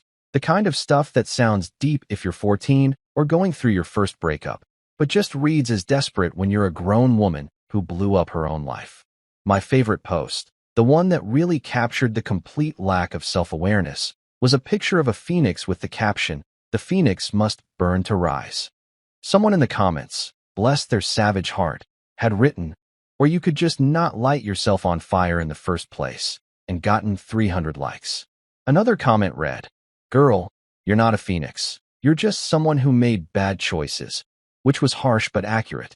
She deleted both comments within an hour, but screenshots are forever, and the internet had preserved them for posterity. Miles, the fiancé who'd lasted all of 3 weeks after proposing, had moved on with impressive speed. His Instagram was now full of gym selfies with captions like "Focus on yourself" and "Growth mindset," and other pseudo-intellectual garbage that guys post when they're trying to look deep but are really just taking shirtless pictures in their bathroom mirror. He'd apparently told people that Clara was too much drama and he needed to prioritize his peace, which was hilarious coming from the guy who'd shown up at my house with burglary tools. But sure, Miles, you're all about that peaceful life now. Whatever helps you sleep at night, champ. The real winner in all of this, though, that was me. My house was quiet in the best possible way. Bills were smaller because I wasn't funding someone else's lifestyle. My passwords were longer and more secure because I'd changed everything the day after Clara left. The locks had been changed, the security system was upgraded, and I'd even gotten new sheets for the bed because the old ones had too many memories attached to them, and I wasn't about to sleep on those anymore. It was like I'd done a complete system reset on my entire life, and the result was actually functioning properly for the first time in years. I'd started dating again about 6 weeks after everything went down, mostly because my friend Marcus had insisted I needed to get back out there and stop letting Clara's nonsense define my social life. He'd set me up with Sophie, a financial analyst he worked with who he swore was nothing like your ex-wife. I promise, this woman has her life together. And you know what? Marcus was right. Sophie was incredible. She split checks without making it weird, owned her own car that she paid for herself, had her own apartment with her own furniture, and most importantly, had never once announced an engagement to another man over dinner. The bar was low, I'll admit, but she cleared it by miles. No pun intended. Our first date had been at this little Italian place downtown, and I'd briefly hesitated when she suggested Italian because the last time I'd eaten Italian food, my life had exploded. But Sophie had laughed when I told her that story, called Clara absolutely unhinged in the most matter-of-fact way possible, and then proceeded to have a completely normal dinner conversation with me about work, hobbies, and whether pineapple belonged on pizza. No dramatic announcements, no hidden agendas, just two adults having a meal and enjoying each other's company. It was revolutionary. We'd been seeing each other for about 2 months now, and it was the easiest relationship I'd ever been in. Sophie communicated like an actual adult, didn't play mind games, and when she said she was going to do something, she actually did it. Wild concept, I know. She'd met my friends, I'd met hers, and nobody had any concerns about hidden fiancés or secret double lives. Her biggest flaw was that she was obsessed with true crime podcasts and would sometimes tell me horrifying murder stories over breakfast. But honestly, after everything I'd been through with Clara, that was manageable. Sometimes, usually on weekends when I was driving around running errands, or just enjoying the freedom of going wherever I wanted without having to check in with anyone, I'd pass by that Italian restaurant where Clara had dropped her engagement bomb. It was still there, still serving pasta to unsuspecting couples who had no idea that 3 months ago, someone's marriage had died on table 7 right next to the breadsticks. I'd think about that night, about Clara's excited face when she showed me that ring, about how genuinely surprised she'd been when I didn't react with enthusiasm to her announcement. I still remembered her exact words. "I'm engaged. Isn't it exciting?" Delivered with the kind of enthusiasm usually reserved for announcing lottery winnings or surprise vacations, not the destruction of a marriage. And I remembered my reply, the one that had set everything in motion, the response that had apparently been so shocking to her that she'd never quite recovered from it. "Congratulations to you both." 3 words. Simple, polite, absolutely dripping with the kind of sarcasm that comes from a place of complete and total doneness with someone's nonsense. Looking back now, that might have been the best line I'd ever delivered in my entire life. Not because it was particularly clever or cutting, but because it was the moment I stopped playing along with Clara's delusion that she could have everything both ways. She wanted to be engaged to Miles and still live in my house, still use my resources, still maintain the comfortable life I provided while pursuing her exciting new relationship. And that one simple response, "Congratulations to you both," had shut that whole fantasy down before it could even get started. Because that was the night I finally got engaged too. Not to another person, not to some rebound relationship or desperate attempt to prove I was over my ex. No, I got engaged to something way better than that. I got engaged to peace, to silence, to mornings where I woke up without that vague sense of dread, to evenings where I could watch whatever I wanted on TV without commentary, to a life where my money stayed in my account, my car stayed in my garage, and my house remained drama-free. I got engaged to locks that actually worked, to passwords only I knew, to a future that didn't involve funding someone else's affair or entertaining their ridiculous requests for continued housing after betrayal. Clara had wanted to start a new chapter in her life, and honestly, I had to thank her for that. Because in blowing up our marriage in the most spectacularly stupid way possible, she'd freed me to start my own new chapter. One where I actually got to be happy instead of just pretending everything was fine while slowly dying inside. She'd done me a favor, really, even if that wasn't her intention. Sometimes the trash takes itself out, and all you have to do is change the locks behind it. So yeah, 3 months later, life was good. Really, genuinely good. Sophie and I had plans to check out a new restaurant next weekend. Not Italian. We'd agreed to avoid Italian for a while. And my house was finally starting to feel like mine again instead of a crime scene I had to live in. The divorce papers were filed, the lawyers were handling everything, and Clara was somebody else's problem now. Well, mostly her own problem, which was probably the most appropriate ending to this whole saga. Every once in a while, I get an update from someone about what Clara was doing, what she was posting, who she was blaming for her current situation. And every time, I'd listen politely, nod in appropriate places, and then go back to my peaceful, drama-free life without giving it another thought. Because here's what I'd learned from this whole experience. Sometimes the best revenge isn't revenge at all. Sometimes it's just living well, changing your locks, and never letting someone treat your home like a hotel for their affair ever again. And if I ever found myself at that Italian restaurant again, maybe for an anniversary dinner with Sophie years down the line, I'd probably request a different table. Not because I was traumatized or bitter, but because table 7 would always be the place where my old life ended and my new one began. Where Clara announced her engagement, and I accidentally announced mine to a future where I actually mattered in my own life. That table deserved a plaque, honestly. Here lies Graham Stone's failed marriage. Died Thursday, 9 p.m., cause of death, audacity, and spaghetti. May it rest in peace and never, ever be resurrected. Best Thursday night of my life. My wife's male boss mocked me at her company's dinner party. She could do way better than you. I shut him down in front of everyone. My wife snapped. Apologize, or we're over. I smiled. I didn't say a word. But when she came home weeks later, she finally learned what done really means. 3 years into marriage, I thought Olivia and I had it all figured out. We were that couple people used as proof that adulting didn't have to look like chaos, at least from the outside. We had matching coffee mugs, a shared Spotify playlist, and a mortgage that made us feel both proud and perpetually broke. I was the calm, numbers-obsessed financial analyst, the guy who got excited over balanced spreadsheets and free donuts in the break room. Olivia was the ambitious, type A marketing executive who could make a PowerPoint presentation look like a TED Talk. She had this way of making every idea sound like the next big thing, and every meeting feel like a Super Bowl commercial pitch. Together, we were a highlight reel of fake stability, me doing the math, her doing the magic. Olivia was magnetic, the kind of woman who could convince a vending machine to give her free snacks just by smiling at it. People at her office adored her. Her boss, Richard Hayes, adored her a little too much. The man had a knack for appearing in our marriage like a bad Wi-Fi signal, uninvited, persistent, and somehow always there at the worst moments. At first, I didn't think much of it. Everyone's got that one overly invested manager who acts like the company's mission statement personally depends on your weekend plans. But Richard took dedicated to Olympic levels. The man texted her at 11 p.m. about font choices. Font choices. Who does that? It's urgent, Olivia, he'd say, like Helvetica was a matter of national security. And every time her phone buzzed, she'd glance at me with that quick, guilty look, the kind you give when you know you're about to say something stupid like, "It's just work." Richard just values my input, she told me once, curling her hair before bed like she was preparing for a Zoom call in her sleep. Sure, I said. And mosquitoes just value your blood. She rolled her eyes. You're paranoid.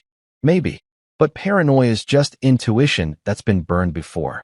Still, I let it slide. In marriage, you pick your battles, and I was saving my ammo. I told myself it was harmless. After all, she came home every night. We ate dinner together, watched bad Netflix documentaries about cults, and fell asleep to the hum of the ceiling fan. That's normal, right? People text their bosses late at night all the time. Happens in every marriage, right? Then came the first office party, or as I like to call it, the night of unnecessary sequence. Olivia had been buzzing about it all week, saying things like, "It's just networking, and everyone's bringing their spouses." Which, in my experience, is code for, "Come watch me pretend we have the perfect marriage while we both die inside." The event was at this downtown hotel with valet parking, a red carpet entrance, and enough champagne to make HR nervous. Olivia looked stunning, red dress, perfect curls, that confidence that made her glow like she owned the building. I, on the other hand, was the human equivalent of a neutral accessory. Just a man in a suit, smiling and shaking hands, trying not to look like he was counting how many shrimp cocktails it would take to make the night worth it. Richard spotted us the moment we walked in. He was impossible to miss. Tall, silver hair styled within an inch of its life, wearing a suit so sharp it probably had its own insurance policy. "Olivia," he called out, waving dramatically. "You look incredible." Then his eyes slid over to me. "And you must be Alex, the famous husband. The analyst, right? The one and only." I said, shaking his hand. He smiled that politician smile, the kind that says, I could charm your grandmother while foreclosing on her house. Lucky man, he said. She's the whole package. I smiled back, resisting the urge to say, and you're the whole red flag, sir. Instead, I nodded like an idiot. Yeah, I know. Richard wasn't just her boss. He was Mr. Perfect in Prada, the kind of guy who thought charisma was a skill and networking was a personality. He strutted around the ballroom like a walking motivational quote, greeting people with fake humility and a Rolex flash that could blind a small nation. I spent most of the night standing beside Olivia, watching as he praised her campaign results like she'd just solved world hunger through email marketing. Olivia's innovative approach to client retention is revolutionary, he said into the mic during his toast. Revolutionary. The woman found a better way to send coupons. Don't get me wrong, I was proud of her. I was also aware that Richard's admiration came with the subtle scent of cologne and midlife crisis. Every time he leaned in too close, my inner monologue started building spreadsheets of possible murder alibis. But I kept my composure. That's the thing about being the quiet guy. You learn how to weaponize patience. When the party ended, Olivia and I walked to the car, her heels clicking against the pavement like applause. You were quiet tonight, she said, unlocking the door. Just taking it all in, I replied. Great party. Your boss really knows how to make a toast. She glanced at me. Don't start. Start what? You're reading into things again. I shrugged. If by reading, you mean noticing your boss stared at you like a motivational poster, then yeah, guilty. She sighed, the kind of sigh that says, you're being dramatic and I'm too tired for this. It's just professional respect, Alex. Respect, huh? That what they're calling it now? God, you're impossible sometimes. Only sometimes, I said with a grin, trying to lighten the mood. She didn't laugh. The drive home was quiet except for the sound of her phone buzzing. I didn't look, but I didn't have to. Richard's name glowed like a neon sign in my peripheral vision. She typed something quickly, then locked the screen. Just confirming the event recap, she muttered. At midnight. Deadlines, babe. Sure. Because marketing emergencies totally happen at midnight on a Saturday. I wanted to say something, anything, but the thing about red flags is, at first, they look pink under romantic lighting. You tell yourself it's fine. You tell yourself she loves you, that her loyalty isn't up for sale to a man who probably rehearses his compliments in the mirror. So I swallowed my instincts and convinced myself I was overreacting. It's easier to ignore a fire when it's still just smoke. Weeks went by. The texts continued. The late nights at the office became common enough that I started greeting her with, "Welcome home, part-time roommate." She didn't laugh at that one either. Our dinners became quieter, our smiles thinner. I caught her once smiling at her phone during breakfast, her face lighting up like a teenager reading a crush's text. "Who's that?" I asked casually. "Work stuff?" she said quickly, locking her phone. "You wouldn't get it." "You're right, Olivia. I wouldn't get why a grown man with a wife and a pension is sending you emojis at 7:30 a.m. Then came the night she didn't come home until 2. I'd called twice, no answer. Texted once, no reply. When she finally walked in, her makeup was faded, her perfume barely hanging on. "Sorry," she said, dropping her purse. "Last-minute presentation prep. Presentation that needed wine." I asked, noticing the faint smell. She froze. "It was a client dinner." "With Richard?" Her eyes flickered. "He's my boss." "Uh-huh. And I'm your husband." She threw up her hands. "You're being ridiculous." "Maybe. But it's amazing how often ridiculous turns into right in the sequel." We didn't talk much after that. I went to work, came home, and counted how many times she smiled at her phone versus at me. Spoiler, the phone was winning. One evening, I walked past her laptop and saw a message preview pop up from Richard. It read, "Couldn't have done tonight without you. You're amazing." I didn't open it. I didn't need to. Sometimes silence says enough. I poured myself a drink instead, sat on the couch, stared at the framed wedding photo on our mantle. The one where she's laughing, and I'm looking at her like she's the only person in the world. Maybe back then, she was. But right then, she looked like someone I was slowly losing to a man who thought leadership meant emotional trespassing. That's when it hit me. Maybe marriage wasn't about picking your battles.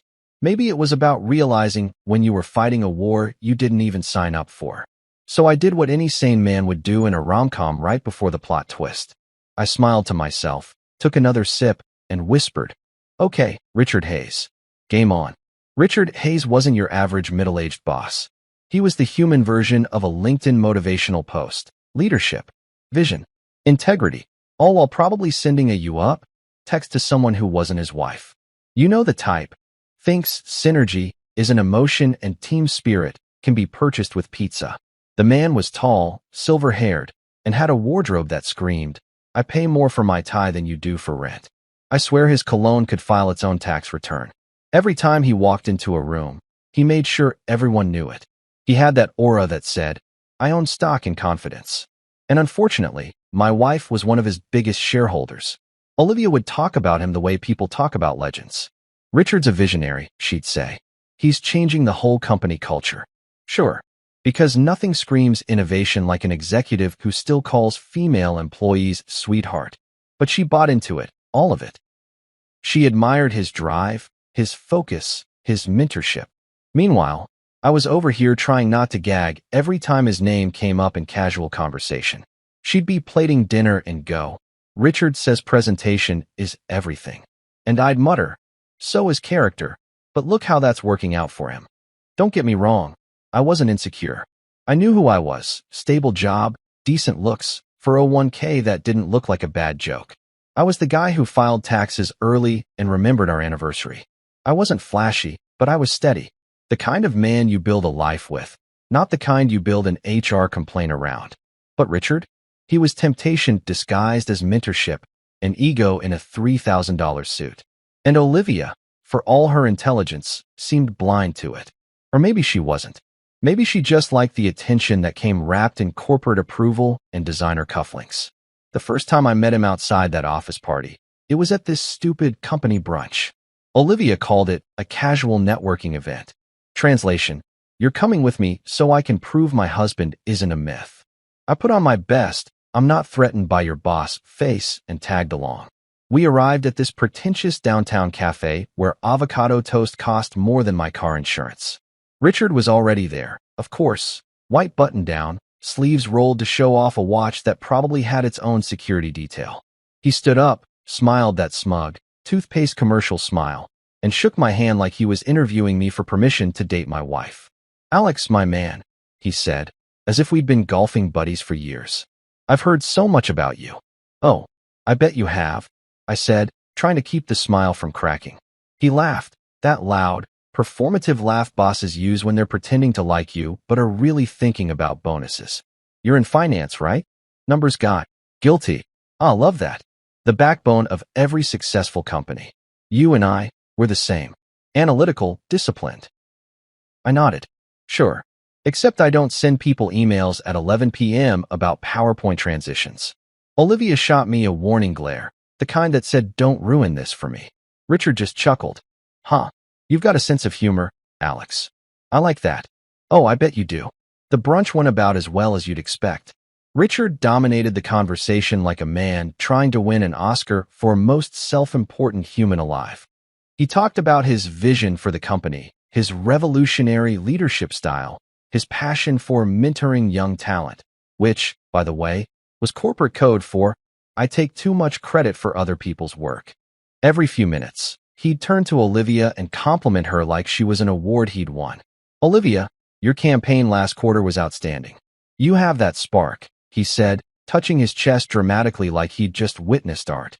"I always tell my team, surround yourself with people smarter than you." Then, with a smirk, "Which means I did something right hiring her." I smiled. "Oh, definitely. You've got great instincts. I mean, 3 marriages can't all be flukes." The table went silent. Richard's smile flickered for half a second before he recovered. "Ah, well," he said, forcing a laugh. "I suppose that's one way to look at experience." Olivia kicked me under the table so hard my soul left my body. I took a sip of my coffee and said nothing. I was calm. I was zen. I was also mentally digging a grave with his name on it. After brunch, Olivia unleashed on me the second we got into the car. "What the hell was that?" she snapped. "What was what?" "You humiliated him." "Sweetheart," I said calmly. "He's a grown man with 3 divorces and a company therapist. I think he can handle a joke." It wasn't funny. Neither is him calling you at midnight. But here we are. She groaned, exasperated. You're jealous. That word. That cursed word. The one that turns every rational concern into an emotional tantrum. Jealous? I said, laughing. No, Olivia. Jealous is when I see someone else get the last piece of cheesecake. This is observation. There's a difference. She crossed her arms and stared out the window. You're impossible. And yet, I said, you married me. Wild, right? The silence that followed could have frozen lava. The next few days were weird. She was distant. I tried to make small talk. She kept things strictly work update level. It was like living with a polite stranger who occasionally borrowed my toothpaste. But I didn't push. I'd learned something about Olivia. If you confront her too early, she doubles down. If you wait, the guilt starts to eat her alive. Patience, in my experience, is the ultimate weapon. A week later, she invited me to another company function, Richard's team celebration dinner. Apparently, their department had landed a major client. You should come, she said. Richard insists. I smiled. Oh, he insists? Then how could I say no? The dinner was held at a private dining room in a fancy steakhouse. The kind of place where the napkins have their own zip code. Richard was, predictably, the loudest one there. He stood up for a toast, glass of red wine in hand. To success, he boomed. And to Olivia, who's been the shining star of this entire campaign. Everyone clapped. I raised my glass too. Then he looked at me, right at me, and said, Alex, you're a lucky man. It wasn't what he said. It was how he said it. Like he was announcing that he'd personally approved my existence. You're lucky, he continued, smirking. She's the whole package. I grinned back, my voice sugar-coated poison. Yeah, I know. Though it's funny. You say that like you've been trying to test the packaging yourself. Laughter exploded around the table, awkward and nervous. Richard blinked, smile faltering just enough to show I'd hit the mark. You're a funny guy, Alex. Comes with the math degree, I said. Keeps me sane. Olivia whispered, please stop, through clenched teeth. But oh, I was just getting started. You see, sarcasm is like bourbon, best served smooth and slow. I wasn't mad, not yet. I was collecting data, observing patterns, like a man building a case file. And everything about Richard screamed pattern. The unnecessary late-night calls. The over-the-top praise. The subtle digs at me disguised as banter. It was all there, and Olivia, for some reason, couldn't, or wouldn't, see it. After dinner, Richard approached me by the bar. Hey, he said, clapping me on the shoulder like we were fraternity brothers.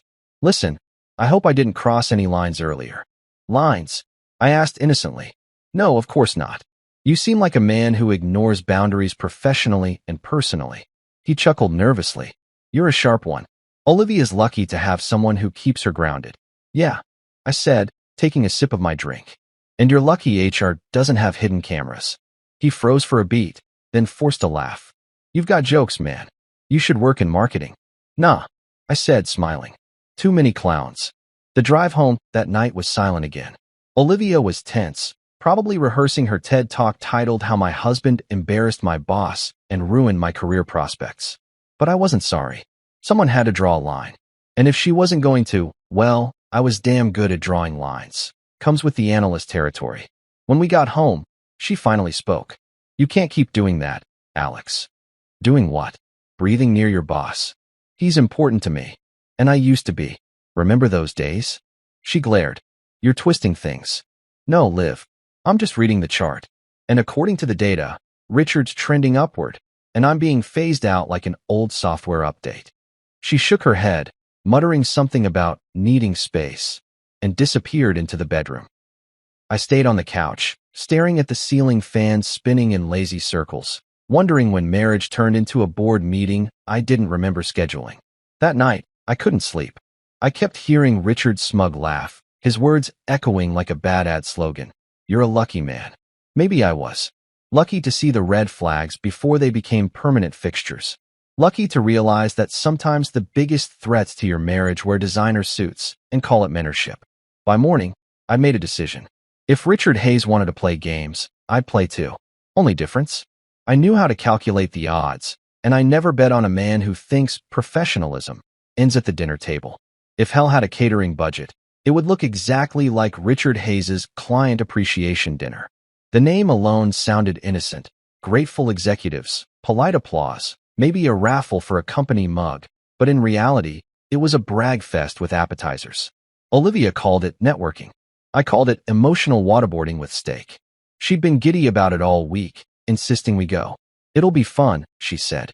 Everyone's bringing their partners. Which I later learned translates to, you'll stand next to me like furniture while people pretend to like you. We arrived at the Meridian, a restaurant so expensive even the valet looked judgmental. The kind of place where the lighting was dim enough to hide regret, but bright enough to showcase your insecurity. I walked in wearing my navy suit.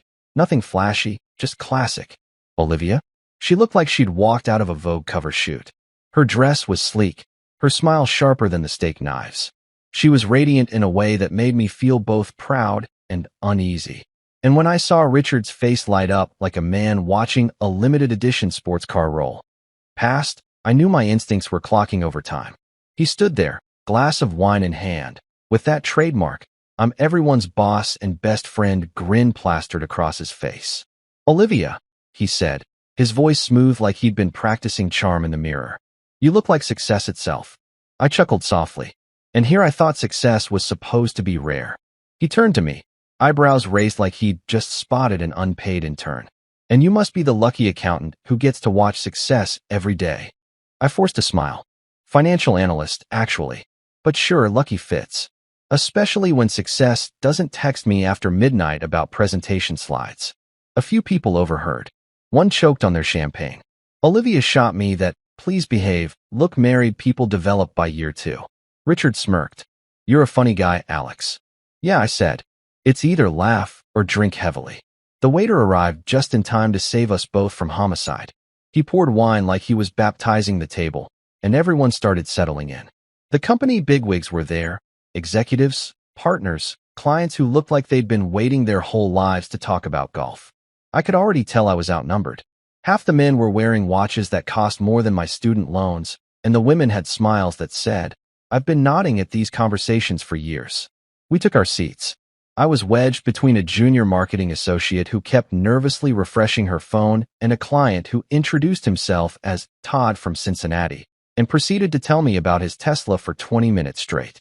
Olivia sat directly across from me, right beside Richard, because of course she did. Strategic seating, she'd explained earlier. He wants key people near the clients. Yeah, and apparently, my wife's shoulder was the best icebreaker. Dinner started off civilized enough. Small talk, laughter, fake compliments, and lobster tails that looked too perfect to be trusted. I sipped my wine, smiled at the appropriate moments, and counted how many times Richard found excuses to touch Olivia's arm. By the 4th accidental brush, I started wondering if I could write this off as a business expense for emotional labor. Then came the toasts. Richard stood up, raising his glass like he was about to announce world peace. Tonight, he said, we celebrate not just success, but excellence. This team has shown dedication, creativity, and above all, passion. His gaze landed on Olivia like a spotlight, and none more so than Olivia Grant. Her work ethic, her brilliance, it's truly inspiring. She's the heartbeat of this campaign. Applause echoed around the room. I clapped too, because what else could I do? But I noticed something in her smile, something practiced. She looked proud, yes, but also like she knew the praise came with fine print. Richard turned to me next. And of course, he said, chuckling, we can't forget the man who supports her from behind the scenes. You're a lucky guy, Alex. She's the whole package. I raised my glass and smiled. I know, though I'm starting to think the package comes with a subscription fee. A few people laughed quietly, mostly those who didn't depend on Richard for a paycheck. His jaw tightened, but he covered it with another laugh. You've got a sharp tongue, my friend. Just good observation skills, I said. Helps in finance. And marriage. Olivia's eyes flashed warning. The silent plea was loud. Don't do this here. I nodded like I'd behave. Spoiler, I wouldn't. The next hour dragged on like a bad sitcom. People bragged about profits, trips, team synergy, and other meaningless corporate buzzwords. I nodded through all of it, occasionally chiming in with gems like fascinating or wow, impressive, which, translated, meant please stop talking. At one point, Richard leaned in close to Olivia and whispered something that made her laugh, softly, delicately, like a secret shared. My grip on the wine glass tightened. I wasn't jealous. I was observant. There's a difference. And what I was observing was a man enjoying himself a little too much with someone else's wife. Then he did it. The moment that turned the night from awkward to unforgettable. He leaned back in his chair, clearly 3 glasses deep into ego, and said, "You know, Olivia could do way better than you, Alex." Forks paused midair. Conversations died mid-sentence. You could hear the sound of collective discomfort settling over the table like dust. Olivia gasped softly, eyes wide. Richard smirked, confident in his own untouchable status. "You're a good man," he continued, "but not her level. No offense." I set down my glass slowly, smiled the way you do when you've already decided to burn everything down, and said, "Richard, I think you're right." He blinked. "I am. Absolutely," I said, leaning back casually. "You'd know all about people doing better. You've been married 3 times. You've had the most practice." Laughter burst out before anyone could stop it. The junior associate nearly spit out her drink. One of the clients coughed into his napkin to hide a grin. Richard's face turned the color of his Cabernet. He stammered, "Now that's not very professional." "Professional?" I interrupted, feigning surprise. "You called your last secretary honey in a board meeting, didn't you? HR loved that one. I heard it's still trending." Olivia's face was pale. "Alex, stop." But I wasn't angry. I was calm, too calm. There's a certain kind of serenity that comes when you realize you have nothing left to lose. The kind that turns every word into a weapon wrapped in charm. "Relax, Richard," I said, grinning. "We're just having fun, right? You like to push boundaries. I'm just exploring them with you." He tried to laugh it off, but his hands trembled slightly. The room was dead silent now. Even the waiter had vanished into the safety of the kitchen. I leaned forward, lowering my voice just enough to make everyone lean in. "Tell me, Richard, what exactly does better look like to you? Someone who works weekends and calls it passion?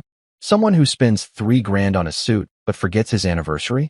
Or maybe someone who calls his Tesla a reward for leadership but can't reverse park without the intern guiding him?" Laughter rippled through the crowd again, louder this time. Even the CEO cracked a restrained smile behind his glass.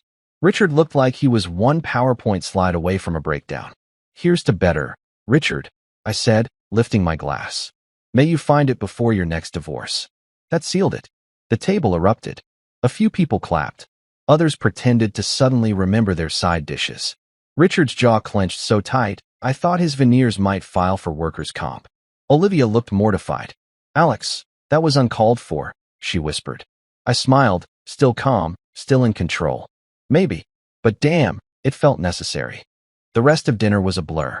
Richard avoided eye contact. The CEO politely shifted topics to quarterly earnings, and the tension could have been sliced thinner than the steak.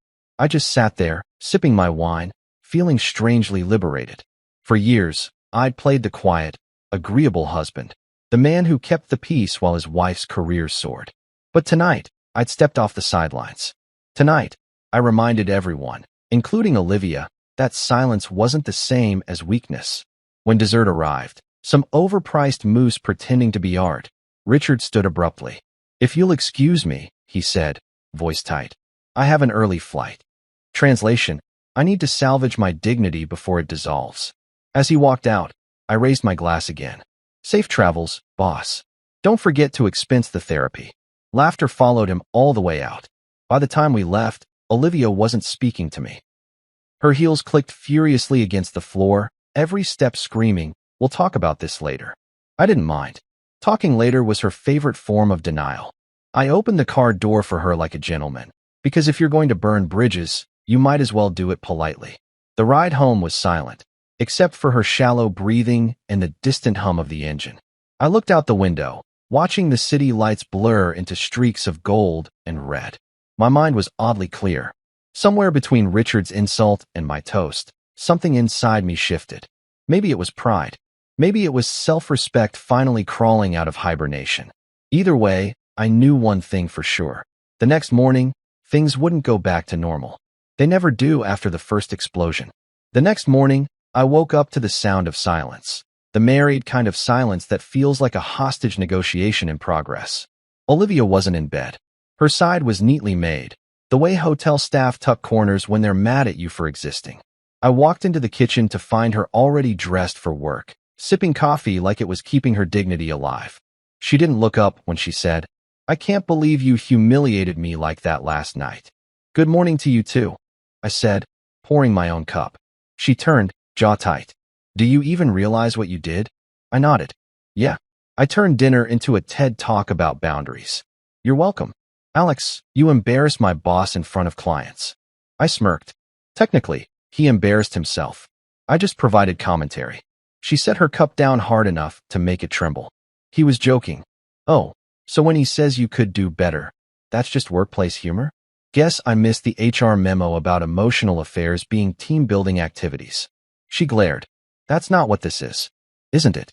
I asked, because it sure looked like a man marking territory that doesn't belong to him. That stopped her for a moment. Her voice dropped. "You're paranoid, Alex." I laughed softly. "And you're defending a man who insults your husband in public. So I guess we're even." She grabbed her purse and stormed out, muttering something about me being childish. I watched her go, calm as ever. "See, here's the thing. Once you stop fearing the fallout, it's amazing how peaceful nuclear war can feel." That evening, she came home later than usual. Her lipstick was faded, her eyes tired, her mood somewhere between exhausted and furious. "Richard wants to talk to you," she said. "Oh, about what?" "My comedic timing." "This isn't funny," she snapped. "He said he wants to clear the air." I leaned back on the couch. "He's welcome to try, but I charge for therapy sessions." "I'm serious, Alex. He's inviting us to another dinner. Just us three." "Oh, perfect," I said. "A sequel. Maybe this time he can insult me before dessert." She folded her arms. "Please, just behave. I need this job." That hit differently. I need this job. Not we. I looked at her and realized we weren't exactly on the same team anymore. But fine, I agreed. Not because I cared what Richard thought, but because part of me wanted to see just how deep this rabbit hole went. The next evening, I found myself walking into yet another upscale restaurant, the kind where menus don't have prices because if you have to ask, you can't afford to sit down. Richard was already there, standing near the table with his trademark smirk and a glass of red wine that probably cost more than my monthly car payment. "Alex," he said, extending his hand. "Glad you could make it." I shook it, firmly. Wouldn't miss it for the world. I needed closure and entertainment. He chuckled, pretending to take the high road. "Let's start fresh, shall we?" "Sure," I said, sliding into my chair. "But let's use actual silverware this time, not sarcasm disguised as compliments." He hesitated. Olivia gave me a warning glance. "Richard just wants to apologize." He nodded, putting on his best PR damage control face. "I may have taken things too far at the last dinner. It was inappropriate, and I'm sorry." I stared at him for a moment, then smiled. "Apology accepted. Though you might want to practice that speech. HR loves that kind of sincerity." Olivia sighed audibly. "Can we please have one dinner without you turning it into stand-up comedy?" "I'm trying," I said. But the material just keeps writing itself. For the first 10 minutes, the tension could have been cut with a butter knife. Richard was polite, overly polite, asking about my work, my hobbies, my insights into finance. You know, all the things people pretend to care about before circling back to the topic they actually want to discuss. Then he leaned back, swirled his wine, and said it. "You know, Alex, I just want you to understand. Olivia's got real potential. I see something in her." "Oh, I'm sure you do," I said. He smiled faintly. "I mean professionally." "Of course," I said, nodding. Because nothing says professional like 11 p.m. PowerPoint emergencies. Olivia gasped softly. "Alex, but I wasn't done. Let me ask you something, Richard. When you text her late at night, is that strategy session before or after your wife goes to bed?" He froze, wine glass halfway to his lips. "Excuse me." "You heard me," I said, calm as a saint at confession. "You keep saying it's work, but I don't recall inappropriate timing being part of the job description." His face reddened. "That's not what's happening." "Of course not," I said. "You're a mentor, and she's just lucky to have your guidance." "Lucky's the word you like, right?" He blinked, realizing I'd quoted him from the last dinner. This isn't productive. Neither is flirting with employees, but here we are. Olivia slammed her fork down. "Enough. Both of you. You're acting like children." I turned to her. "I'm not the one who brought a man home in her phone, Olivia." Her eyes went wide. "That's not fair." Neither was that comment he made in front of everyone. But you didn't defend me then, did you? She fell silent. Richard tried to speak, but I raised a hand. No, you stay out of this. You've already said enough in your 3 divorces to fill a courtroom. For a long moment, nobody said a word. Then, unbelievably, Richard laughed. You've got guts, I'll give you that. Thanks, I said. They come in handy when I'm dealing with parasites. He leaned forward, his composure cracking. You know what your problem is, Alex? You're threatened by your wife's success. You can't stand that she's outgrown you. Olivia's breath caught. He'd said the quiet part out loud. I laughed, a deep, calm, dangerous laugh. You think this is about success? No, Richard. This is about respect. Something you seem to have misplaced between your affairs and your self-promotion. I stood up, adjusting my jacket. But you're right about one thing. She has outgrown something. Just not me. Olivia's eyes darted between us, panic creeping in. Alex, please don't. But I was already done. I leaned on the table, looked Richard dead in the eye, and said, You ever talk about my marriage again, I'll make sure your next job title is unemployed. And trust me, your reputation won't survive the PowerPoint I'll make about you. He opened his mouth, then closed it. Because for once, the man who always had something to say didn't. I dropped a few bills on the table, looked at Olivia, and said, Enjoy your meal. It's on me. Consider it my last investment in this circus. Then I walked out. I didn't look back. I didn't need to. I could already imagine the chaos I left behind. Richard's red face, Olivia's stunned silence, the waiter pretending not to have opinions. I walked through the restaurant lobby, past the polished mirrors and overpriced artwork, feeling something I hadn't felt in months. Peace. Outside, the night air hit me like a baptism. Cool, clean, honest. I took a deep breath and smiled to myself. Richard thought he'd embarrassed me. What they didn't realize was that I'd just switched strategies. If they wanted drama, they could keep it. I was moving to data. The next day, I went to work early, 6 a.m., my favorite hour, when the office smells like burnt coffee and regret. I sat at my desk, opened my laptop, and started pulling threads. You see, finance teaches you to spot patterns. Numbers never lie, but people? They write entire fiction novels and spreadsheets. I checked corporate filings, expense reports, and travel reimbursements. Nothing illegal, but plenty interesting. Richard's client dinners happened suspiciously often at the same restaurant, the same nights Olivia worked late. Cute. By noon, I'd compiled a dossier so organized it could have testified in court. Still, this wasn't about exposure. Not yet. I wanted to understand how deep his stupidity ran, and how far Olivia was willing to defend it. That evening, she came home exhausted, eyes puffy like she'd been crying or pretending not to. She tossed her heels on the rug and sighed. Rough day, she murmured. Oh yeah, I said casually, not looking up from my laptop. What happened? Printer jam or moral dilemma? She froze. Don't start. I smiled. I didn't. Richard did. I'm just reading the minutes. Alex, she warned, please. He's still my boss. I raised an eyebrow. For now. She frowned. What's that supposed to mean? I closed the laptop slowly, savoring the moment. It means people who mistake charm for competence usually get replaced by people who don't. Are you threatening him? She asked, half shocked, half intrigued, the same tone. Someone might use if they caught you looking confident for the first time in years. Threatening. I chuckled. No, just predicting market correction. Friday came faster than gossip, and with it, Richard's grand company luncheon, a casual buffet, to celebrate their recent project launch. I wasn't invited, obviously, but fate and curiosity are nosy roommates. Olivia left early, dressed to kill in corporate chic. I waited 30 minutes, then put on a suit of my own and headed downtown. When I walked into the hotel ballroom, no one stopped me. I looked like I belonged. Confidence is the best security badge. The place was everything you'd expect. A sea of name tags, overpriced appetizers, and laughter that sounded like people trying too hard to prove they were important. Richard stood near the carving station, holding court like a dictator of mediocre ideas. Alex, he said when he finally noticed me, voice pitched somewhere between surprise and fear. Didn't know you'd be joining us. I smiled. Neither did HR. He laughed nervously. Here for Olivia, I assume? Partly. Mostly for the food. I grabbed a plate and started loading it like I was preparing for hibernation. Never pass up free steak. Company might not be around next quarter. His smile faltered. Excuse me. Relax, I said, slicing into the meat. Just making conversation. Olivia appeared beside him, her smile strained enough to crack. Alex, can we talk? Sure, I said, but I'm mid-experiment. Seeing how long I can eat in peace before someone calls security. Richard cleared his throat. Maybe we should keep things civil. Funny, I said. That's exactly what your HR policy says, right under the section about inappropriate comments at work events. The crowd around us began to notice. People love tension more than dessert. I set down my fork, dabbed my mouth with a napkin, and leaned back like an attorney approaching the witness stand.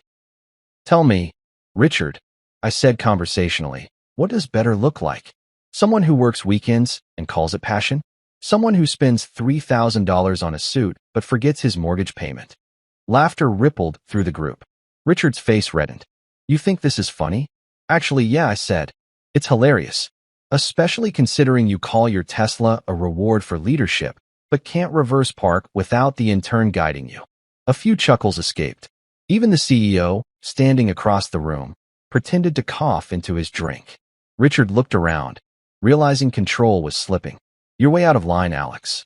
Out of line, I echoed. Coming from the man who once emailed a junior associate at midnight with, and I quote, "We need to talk about your dress presentation." A collective gasp. I shrugged.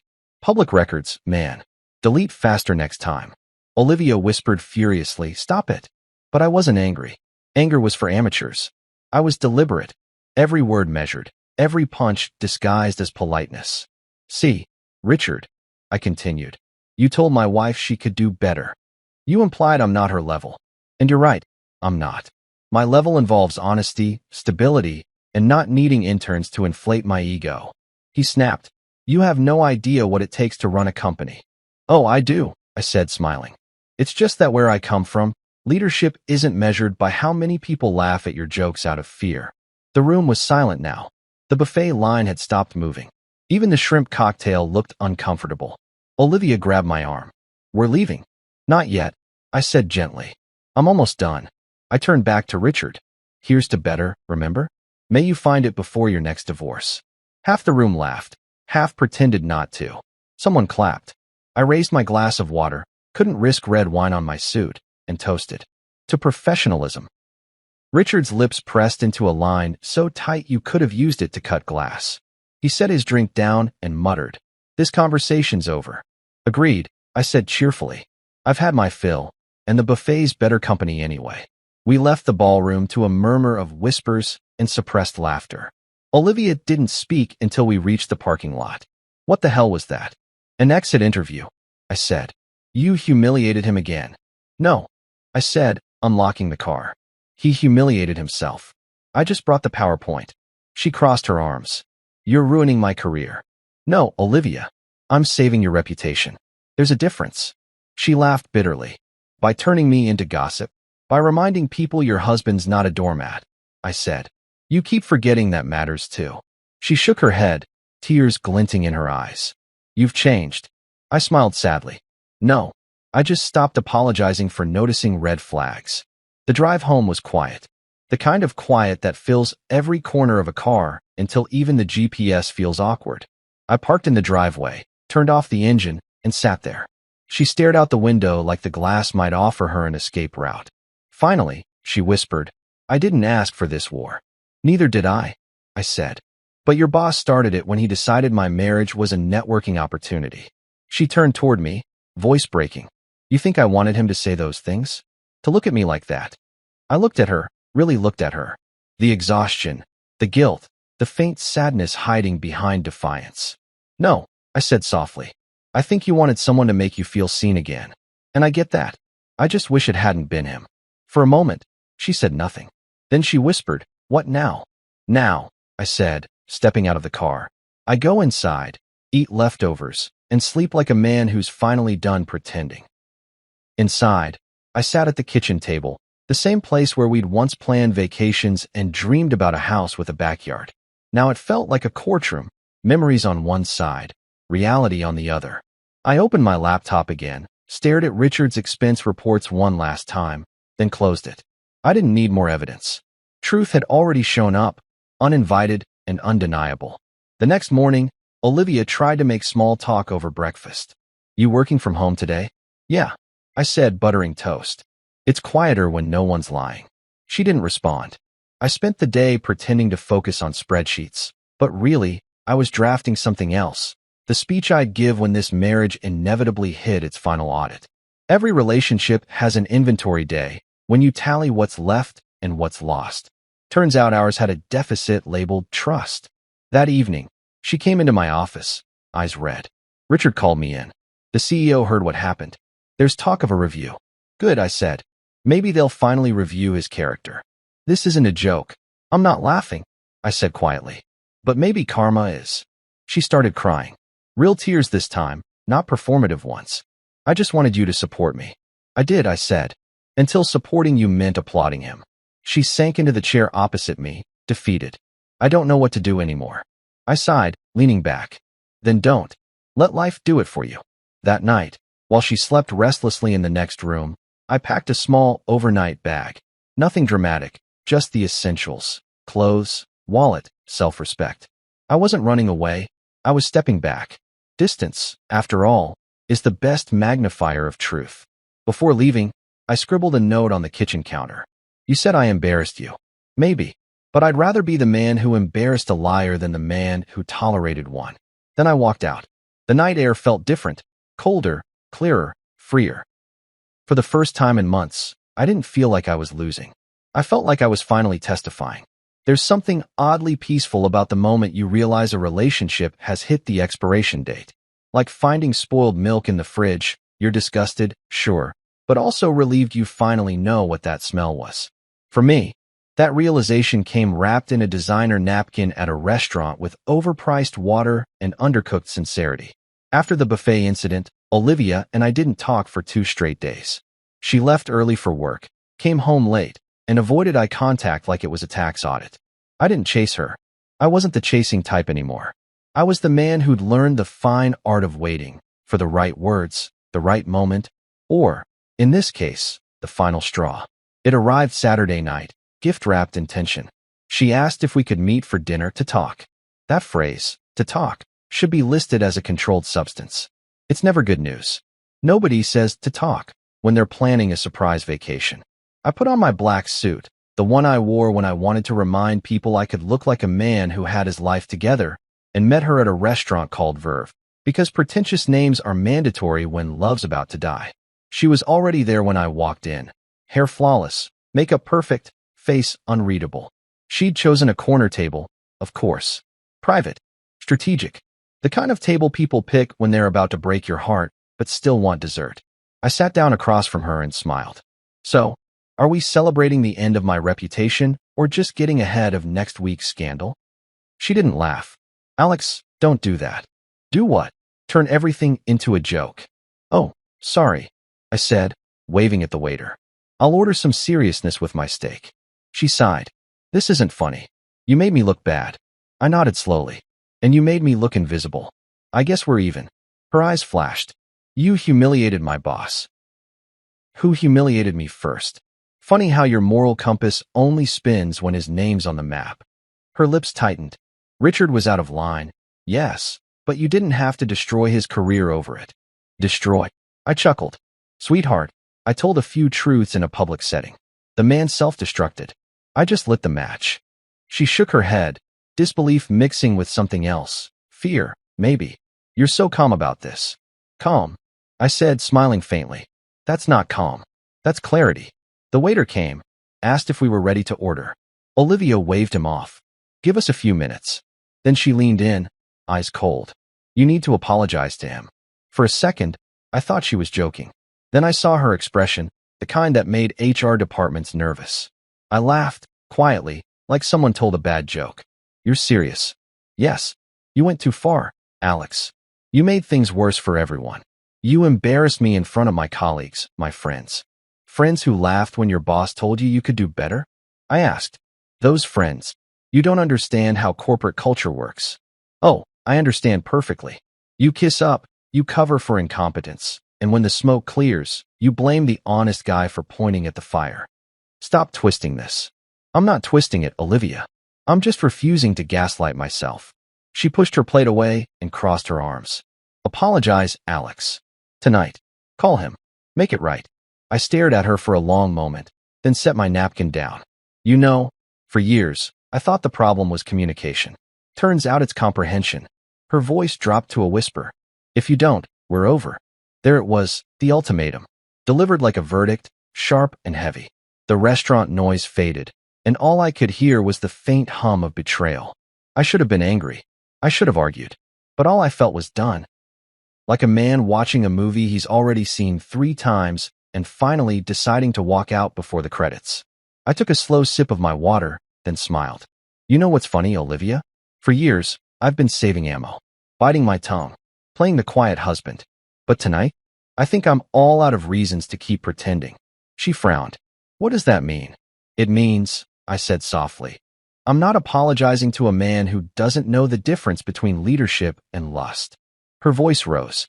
You're impossible, and you're loyal to the wrong people. Say it, she demanded. Say you're sorry, or we're done. I leaned forward, eyes steady. Then I guess we're done. The silence that followed was brutal, beautiful, freeing. She blinked, stunned. You're really doing this? I'm not doing anything, I said, standing. You gave me a choice. I just picked the one that doesn't involve self-respect on clearance. She stood too, voice trembling with anger. Don't walk away from me, Alex. I'm not walking away, I said calmly, adjusting my jacket. I'm stepping back so you can see what you've become. Her breath hitched. You'll regret this. I smiled, genuinely this time. Maybe, but at least I'll do it from a comfortable distance. The waiter, poor soul, appeared again, oblivious to the nuclear fallout happening at table 7. Would you two care for dessert? I looked at him, then at her. Yeah, I said. Bring her something sweet. She's going to need it. Then I turned and walked out. The air outside was cool, sharp, honest. No perfume, no pretense. I loosened my tie, exhaled, and laughed quietly to myself. For once, I wasn't angry. I wasn't heartbroken. I was just done. Done pretending the problem was solvable. Done apologizing for calling out disrespect.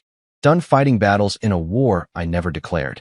As I walked down the street, my phone buzzed. A message from Olivia. Don't do this. We can fix it. I typed back. We can't fix what you refuse to see. Then I blocked the number, not out of spite, but mercy.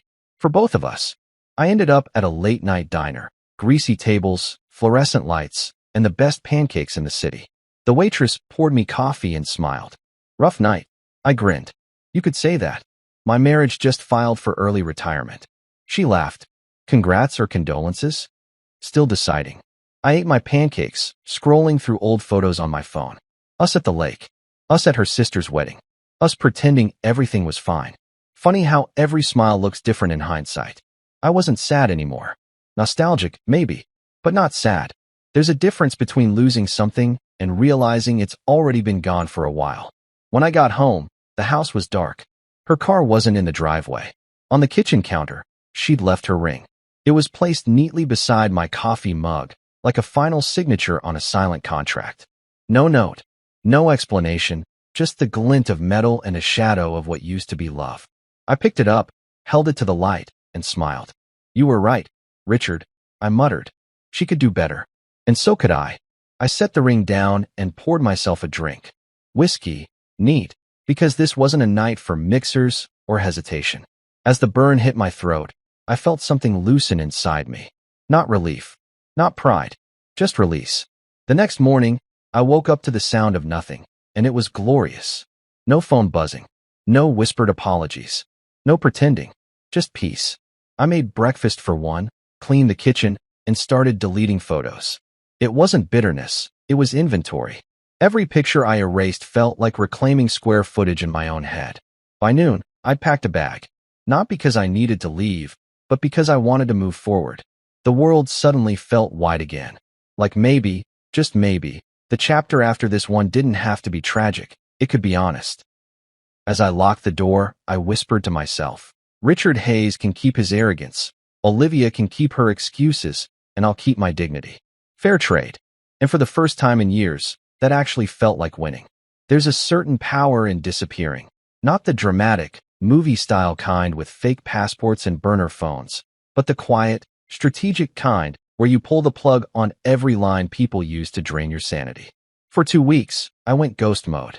No texts, no calls, no emails. I was a deleted contact with a pulse. Olivia probably thought I was sulking somewhere, nursing my pride and waiting for her to come back with an apology reheated in guilt. Cute theory. The truth? I was rebuilding, not my heart, but my exit plan. I'd always believed in the art of graceful revenge. You don't storm the castle, you buy it, renovate it, and evict the king. Olivia didn't know it yet, but I'd been quietly preparing my financial independence long before our marriage started wheezing. Call it intuition or call it trauma prevention, but I'd set aside a separate savings account in my name, funded through overtime projects and consulting gigs she never bothered to ask about. I told her it was just side money for emergencies. Turns out, betrayal qualifies. So, while she was likely pacing her apartment rehearsing apologies or new excuses, I was busy drafting my exit strategy like a CFO prepping a hostile takeover. The first step was money, the oxygen of any good vanishing act. Our joint savings? Half of that technically belonged to me, but here's where being the numbers guy paid off. I'd handled most of our banking, which meant I knew exactly which accounts were joined in name only and which ones were fair game. One quick transfer later, my separate account became a little heavier, and her business class credit card became a lot quieter. The next step was location. I didn't want to run. Running implies guilt. I wanted to relocate strategically. So I booked a furnished apartment downtown under an LLC I'd set up a year ago for freelance finance consulting. Pro tip, always have an LLC. It's like a prenup, but smarter. The lease was clean, the utilities prepaid, and the address private. While she was playing damage control at work, probably convincing HR that I was just emotionally unstable, I was sipping black coffee in my new apartment, watching the morning news, and smiling every time her boss's name flashed across the ticker. Because, oh yes, I'd made one very polite phone call before disappearing. His name was Mr. Greer, board liaison and company gatekeeper. I'd found his contact buried in a press release 6 months ago. A small, forgettable name to most, but gold to me. I told him I wanted to report a pattern of inappropriate conduct involving the marketing director, Richard Hayes, at company functions. I made it sound hesitant, almost reluctant, the voice of a man who didn't want trouble, just decency. I didn't even have to lie. Every word was true. The dinner, the comments, the late-night messages, all documented, all recorded. You'd be amazed how often people forget that always-on mics exist on modern phones. I sent him a few anonymous audio files and screenshots. Nothing damning on Olivia's part, just enough to prove Richard's ego had finally outpaced his intelligence. Mr. Greer thanked me for my concern for the company's reputation. By the time I hung up, I'd given them the rope. Whether they used it was up to them. Spoiler, they did. A week later, the corporate gossip mill started churning.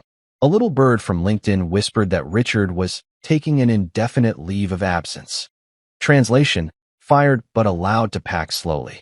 The board launched an internal review, and HR sent out those awkward values and workplace ethics memos that mean someone important just got caught being stupid.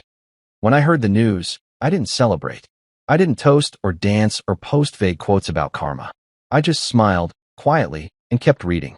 Because that's the thing about real revenge, it's not about victory. It's about closure. 2 days after the story broke, Olivia showed up at my door. I'd almost expected it.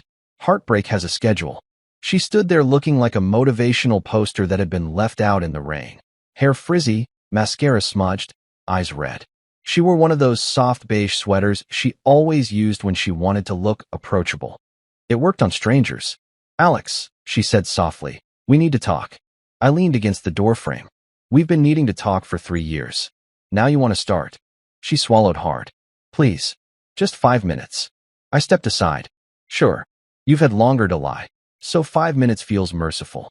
She walked in, glancing around the apartment. "You moved fast." "Yeah," I said. "Turns out betrayal is a great productivity booster." She turned to me, desperate. "I made a mistake, okay? I overreacted. I shouldn't have given you that ultimatum." I crossed my arms.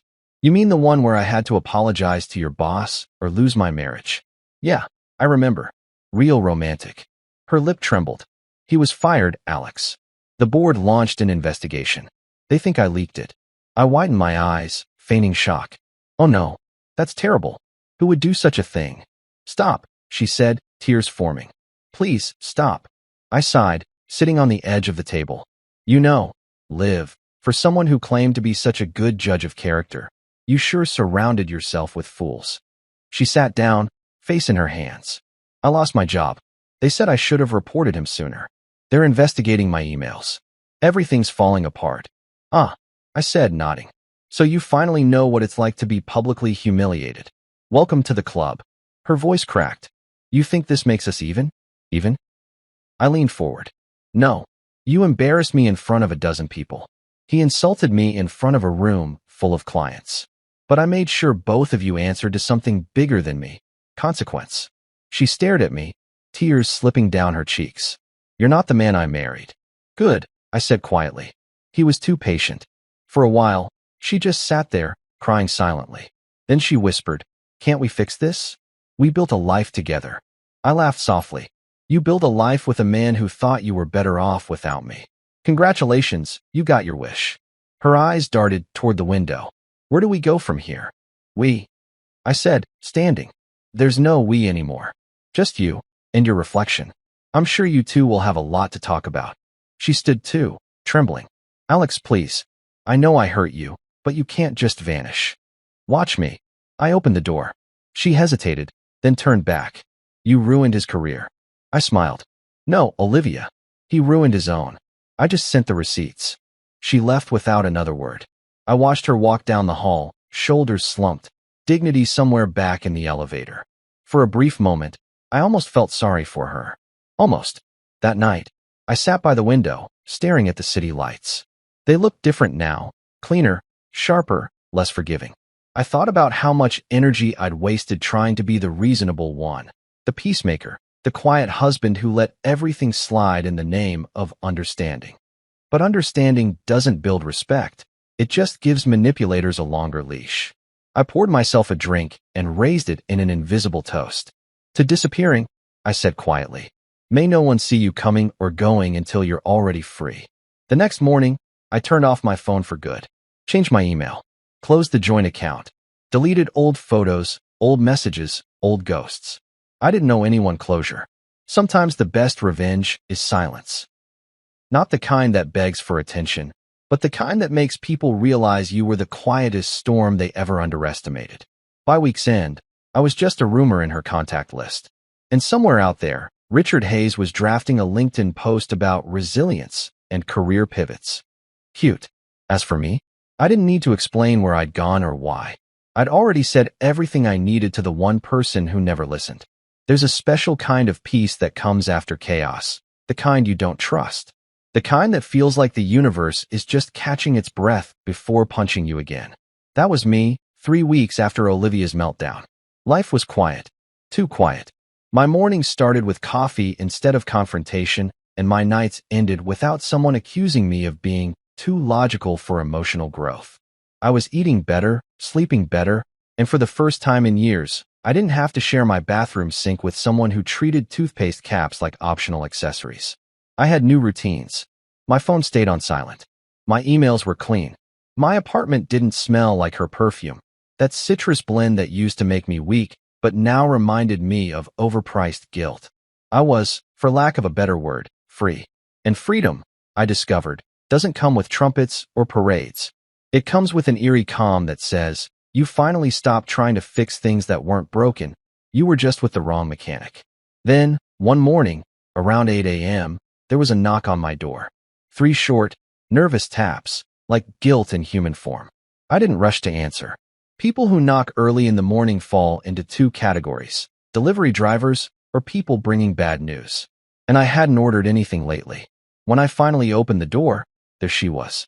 Olivia, my ex-wife in everything but paperwork. She looked exhausted. Not the kind of tired you get from work, the kind that comes from realizing your ego isn't a sustainable energy source. Her hair was messy, her eyes swollen, and her expression was caught somewhere between regret and panic. Alex, she breathed, clutching her purse like it was life support. We need to talk. I leaned against the doorframe, calm as ever. You've got to stop opening with that line. It's cursed. She frowned. Can I come in? Depends. Are you here to return my peace or borrow more of it? She hesitated, then whispered, please. Against my better judgment, I stepped aside. She walked in slowly, scanning the apartment. You've redecorated. Yeah, I said. Turns out a space looks bigger when you remove the tension. She ignored the jab and turned to face me. I don't know how to say this. Try honesty. It's rare, but I hear it works. She flinched. Richard was fired. Oh, that's old news, I said, pouring myself coffee. Corporate HR finally found its spine. Good for them. She took a shaky breath. The board launched an internal review. They think I leaked the evidence. I turned slowly, feigning surprise. No. Yes, she said, voice trembling. They said the anonymous email came from my work address. I'm suspended pending investigation. I set my mug down carefully. Wow, that's awful. Her eyes narrowed. You don't sound surprised. I took a long sip, meeting her stare over the rim. Oh, I'm surprised they took this long. Her jaw dropped. You? I smiled. Who else? You think Richard Hayes just tripped over his own arrogance into a career grave? Her voice rose. You ruined my life. Correction, I said, calm but sharp. I ruined his life. You just happened to be standing next to him when the lightning hit. She shook her head, disbelief plastered across her face. You reported him? You sent those files. Anonymous tip, I said. Very professional. Even attached timestamps. Her voice broke. They think I was complicit. They think I leaked it to save my own job. I shrugged. Maybe now you'll understand what it feels like to be misjudged in public. Full circle moment. Do you even care what's happening to me? She cried. Care, I said softly. You defended a man who told me you could do better, Olivia. You called me impossible for setting boundaries. I stopped caring when you started apologizing for him instead of standing up for us. Tears welled up in her eyes. I didn't cheat, Alex. I nodded. And I didn't kill Richard's career. I just gave gravity a push. She sank onto the couch, covering her face. Everything's falling apart. My job, my reputation. Your excuses, I interrupted. Don't forget those. She looked up at me, red-eyed. I made a mistake. I was stupid. I let him manipulate me. And when I pointed it out, I was paranoid, I said. She winced. You were right, okay? You were right about everything. I didn't gloat. I didn't smirk. I just leaned back against the counter and stared at her. You know what's funny? People think being right feels good. It doesn't. It just means you watched the car crash you predicted in slow motion. She sniffled. I deserve that. No, I said. You deserve honesty. The version I gave you the whole time. The one you mistook for sarcasm. We sat in silence for a moment. The only sound was the hum of my refrigerator and the faint noise of her dignity trying to respawn. Finally, she whispered, Can we start over? I raised an eyebrow. Start over? Olivia, this isn't Monopoly. You don't get a do-over because you rolled bad decisions. I know, she said quickly. But I don't know where else to go. Everyone at work hates me. The friends who used to invite me to brunch stopped replying. I'm learning, I said. Pain's the tuition for self-awareness. Consider this your full scholarship. She laughed through her tears, a broken, bitter sound. You always have a line for everything. Occupational hazard, I said. You crunch enough numbers, and you start to see patterns. Like how people only come back when the house they burned finally cools down. She wiped her face. You think I deserve this? I thought for a moment, then shook my head. No one deserves humiliation. But some people earn the consequences that lead to it. She stared at the floor. I miss you. I sighed. You miss the version of me that made you feel safe. The version you outgrew in public, but depended on in private. That guy doesn't live here anymore. Her lip trembled. You don't even sound angry. Because I'm not, I said. Anger means I still want something from you. I don't. She nodded slowly, understanding creeping in like dawn. So that's it. That's it, I said. You wanted me to apologize for respecting myself. I refused. You chose him. He fell. Now you're falling too. That's not revenge, Liv. That's math. She stood up, clutching her bag like a shield. I don't know what I expected. Closure, I said. Everyone comes looking for it. Here's yours. You were loved by someone who would have taken a bullet for you. You chose the man handing out the bullets instead. She flinched like the words were physical. Then, In a voice small enough to break glass, she whispered, "I really did love you." "I know," I said quietly. "You just loved yourself more." She turned to leave, then hesitated at the door. "What are you going to do now?" I smiled faintly. "Live. You should try it sometime, without pretending it's networking." The door clicked shut behind her. I stood there for a long moment, letting the silence settle like dust. The strangest part wasn't relief or satisfaction. It was the emptiness. Like finishing a marathon you didn't realize you'd been running barefoot. I walked over to the window, looking down at the street below. Cars moved, people hustled, the world went on, perfectly indifferent. I poured myself another cup of coffee, the universal symbol of I survived that conversation. As I sat on the couch, I thought about how easily she'd used the word we. "We can fix this. We need to talk." We built a life. But we had always been one-sided, me building, her editing. And now, for the first time, I didn't want we anymore. Just me. Later that night, my phone buzzed with an unknown number. I ignored it. Peace doesn't require permission. I turned on some music, old soul, because irony, and let it fill the apartment. I wasn't celebrating her downfall or gloating over justice. I was just existing, finally on my own terms. And that, I realized, was the real shock. Not that she showed up broken, but that I didn't feel responsible for putting her back together. Closure isn't a conversation, it's a verdict. People think it happens with candles and tissues and hugs that smell like second chances. In reality, it happens on a Tuesday, over cold coffee, when you finally realize you don't owe anyone an explanation for healing. Olivia called again, from an unknown number this time. Rookie move. I answered out of morbid curiosity, like watching a sequel you know will flop. "Alex, please," she said. "Can we meet? Just to talk." "You really love reruns, huh?" I replied, but I agreed, because closure, apparently, needed one last meeting on neutral ground. A cafe we used to visit back when love was still affordable. She looked different, smaller somehow. No confidence, no corporate shine. Just a woman sitting across from the man she'd bet against. "I lost everything," she said quietly. "Not everything," I said, stirring my coffee. "You still have the ability to learn." She smiled weakly. "You still talk like a therapist who charges extra for sarcasm." "Yeah," I said. "It's part of my rebranding." She leaned forward. "Can't we fix this? I know I ruined things, but maybe." I held up a hand. "Stop. We're not broken, we're concluded. There's a difference. You can't rebuild something that was designed to collapse." Her eyes watered. "So that's it." "That's it," I said. "You wanted power, Olivia. You got it. It just didn't come with peace." She looked down, whispering, "I never stopped loving you." I took a breath and smiled. Not the cruel kind, the kind you give when the storm's finally passed. "And I never stopped wishing you'd figure out what love actually meant." When she left, I didn't watch her go. I didn't need to. Some endings are too clean to mourn. I paid the bill, walked outside, and let the wind hit my face like punctuation. Closure wasn't revenge. It was peace, the kind you earn when you stop trying to explain your worth to people committed to misunderstanding it. Rumor had it, Olivia went freelance, less marketing executive, more LinkedIn philosopher. Every few weeks, someone sent me one of her posts, motivational quotes about growth and accountability, always written by the woman who learned both the hard way. Richard? He's consulting.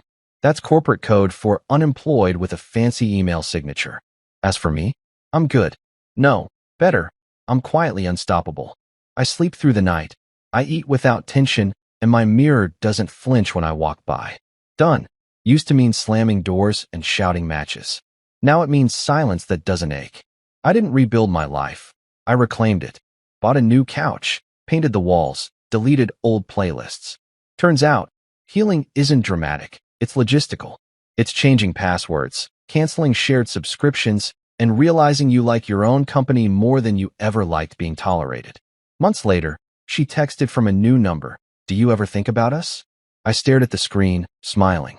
Not bitter, not smug, just free. Then I typed, "Of course." Every time I see a bad manager on LinkedIn, I hit send, turned off my phone, and went back to my dinner. Steak, medium rare, cooked the way I like it. No arguments, no interruptions, no performance. That's what done really means. Not revenge, not forgetting, but peace. The kind that doesn't need an audience, an apology, or a closing line. Just you, finally living the life you were too busy defending to enjoy.